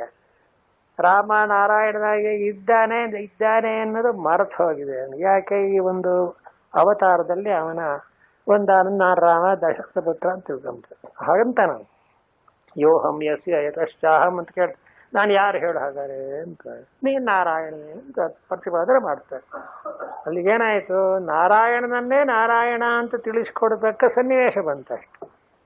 ಉಪಾಧಿಯಿಂದ ಏನಾಗುತ್ತೆ? ಮರೆತು ಹೋಗಿರುತ್ತೆ. ಈಗ ನಮ್ಮೆಲ್ಲರ ಒಂದಾನೊಂದು ಸ್ವರೂಪ ಹಾಗೆ ಪರಬ್ರಹ್ಮ ಸ್ವರೂಪರೇ ನಾವು, ಅದು ಏನೇನು ಸಂಶಯವಿಲ್ಲ. ಹಾಗಂತ ತಿಳ್ಕೊಳ್ಳೋದು ಬಾಕಿ ಇದೆ. ಇದನ್ನೇ ಏನಂದ್ರು? ಉಪದ್ರಷ್ಟ ಹನುಮಂತ ಎಲ್ಲ ವಿಶೇಷ ಹೇಳಿ ಕೊನೆಯಲ್ಲಂತಾರೆ ಕೇಳಿ, ಪರಮಾತ್ಮೇತಿ ಚಾಪ್ಯುಕ್ತ. ನಮ್ಮೆಲ್ಲರ ಆತ್ಮ ಏನಾಗಿದ್ದಾನೆ? ಜಗತ್ತೆಲ್ಲ ಸೃಷ್ಟಿ ಮಾಡಿರತಕ್ಕಂಥ ವ್ಯಾಪಿಸಿರತಕ್ಕ ಪರಬ್ರಹ್ಮನೇ ಆಗಿದ್ದಾನೆ. ಆದ್ದರಿಂದ ಅಹಂ ಬ್ರಹ್ಮಾಸ್ಮಿ ಅಂತ, ನಾನೇ ಪರಬ್ರಹ್ಮವಾಗಿದ್ದೇನೆ ಎಂದು ಸ್ವರೂಪದಲ್ಲಿ ನಿಂತಾಗ ಅದು ನಿಜವಾದ ತತ್ವ. ಇದನ್ನೇ ಭಗವಂತ ಅರ್ಜುನನಿಗೆ ಹೇಳಿ ಕೊನೆಯಲ್ಲಿ ಫಲ ಹೇಳಿದ. ಯ ಏವಂ ವೇತ್ತಿ ಹಂತಾರಂ ಪುರುಷಂ ಪ್ರಕೃತಿಂಚ ಗುಣೈಃ ಸಹ ಸರ್ವಥಾ ವರ್ತಮಾನೋಪಿ ನ ಸ ಭೂಯೋಭಿಜಾಯತೆ. ವಿಷಯ ಎಲ್ಲ ತಿಳ್ಕೊಂಡಾಯಿತು. ಪರಮಾತ್ಮನೇ ನಮ್ಮ ಆತ್ಮ ಅನ್ನೋದನ್ನು ದೃಢಪಡಿಸಿಕೊಂಡಾಗ ಫಲ ಏನು ಅಂತ ಕೇಳಿದರೆ, ಅವನು ಹೇಗೆ ಯಾವ ಸ್ಥಿತಿಯಲ್ಲಿದ್ದರೂ ಪ್ರಕೃತಿಯನ್ನು, ಪುರುಷವನ್ನು, ಪ್ರಕೃತಿಯ ಗುಣಗಳನ್ನು ಯ ಏವಂ ವೇತ್ತಿ ಹೀಗೆ ತಿಳ್ಕೋಬೇಕು. ಏನಂತ? ಪ್ರಕೃತಿ ಎನ್ನುವುದು ಪ್ರಕೃತಿಯ ಗುಣಗಳಿಂದ ಕೂಡಿದ್ದರೂ ಕೂಡ ಪ್ರಕೃತಿಯೇ, ಅದು ಪುರುಷನ ಸ್ವರೂಪಕ್ಕೆ ಸೇರಿಲ್ಲ. ನನ್ನ ನೆರಳು ಅಂತ ಹೇಳಿದರೂ ಕೂಡ ನೆರಳು ಯಾವಾಗಲೂ ನನ್ನ ಸ್ವರೂಪಕ್ಕೆ ಸೇರಿಲ್ಲ ಅಂತ ಅರ್ಥ, ಹೌದಲ್ವ? ಹಾಗೆಯೇ ಪುರುಷ ಪ್ರಕೃತಿ ಅಂತ ವಿಭಾಗ ಮಾಡಿ ತತ್ವವನ್ನು ವಿಂಗಡಿಸಿ ಹೇಳಿದ್ದರ ಉದ್ದೇಶ ತತ್ವವನ್ನು ತಿಳ್ಕೊಳ್ಳೋಕೆ ಉಪಾಯವೇ ಹೊರತು ಅವುಗಳನ್ನೆಲ್ಲ ನೆಪ ಮಾತ್ರಕ್ಕೋಸ್ಕರ ನಿರ್ದೇಶ ಮಾಡಿದ್ದು. ಯಾರು ಹೀಗೆ ತಿಳ್ಕೋತಾರೋ ಸರ್ವಥಾ ವರ್ತಮಾನೋಪಿ, ಇಂಥವನು ಹೇ ಅರ್ಜುನ ಅವನು ಹೇಗೆ ಇರಲಿ ಅಂದ್ರೇನು? ವ್ಯವಹಾರ ದೃಷ್ಟಿಯಲ್ಲಿ ಏನಾದ್ರು ಕಂಡುಕೊಳ್ಳಿ, ಆ ಜ್ಞಾನ ಅವನಿಗಿದ್ಬಿಡ್ತು ಅಂದರೆ ನ ಸ ಭೂಯೋಭಿಜಾಯತೆ, ಇನ್ನು ಪುನಃ ಎಂದೆಂದಿಗೂ ಅವನು ಹುಟ್ಟುವುದಿಲ್ಲ. ಹುಟ್ಟಲ್ಲ ಅಂದ್ರೆ ಹುಟ್ಟೋದಿಲ್ಲ. ಹುಟ್ಟಿಲ್ಲದೆ ಇದ್ಮೇಲೆ ಮುಂದಿನ ಯಾವ ವಿಕಾರಗಳು ಕೂಡ ಇಲ್ಲ. ಆದ್ರಿಂದ ಏನಾಯಿತು? ಜಾನನ ಮರಣರಹಿತನಾದ ನಿತ್ಯ ಶುದ್ಧ ಬುದ್ಧ ಮುಕ್ತ ಸ್ವಭಾವನಾದ ಪರಮಾತ್ಮನೇ ತಾನು ಅಂತ ತಿಳಿದು ಕೃತಾರ್ಥನಾಗುತ್ತಾನೆ. ಇದಕ್ಕೇನು ಹೆಸರು? ಆತ್ಮಜ್ಞಾನ. ಜ್ಞಾನದಿಂದ ಮೋಕ್ಷ. ಇಷ್ಟನ್ನು ಅರ್ಜುನನಿಗೆ ಪರಮಾತ್ಮ ಹೇಳಿದ್ದಾನೆ. ಮತ್ತು ಸಾಯಂಕಾಲ ಮುಂದುವರಿಸೋಣ ಎಂಬಲ್ಲಿಗೆ ಈ ಮುಂದಿನ ಕಾರ್ಯಕ್ರಮಕ್ಕೆ ನಾವು ಸಿದ್ಧರಾಗೋಣ. ಹರಿ ಓಂ ಶ್ರೀ ಕೃಷ್ಣಾರ್ಪಣಮಸ್ತು.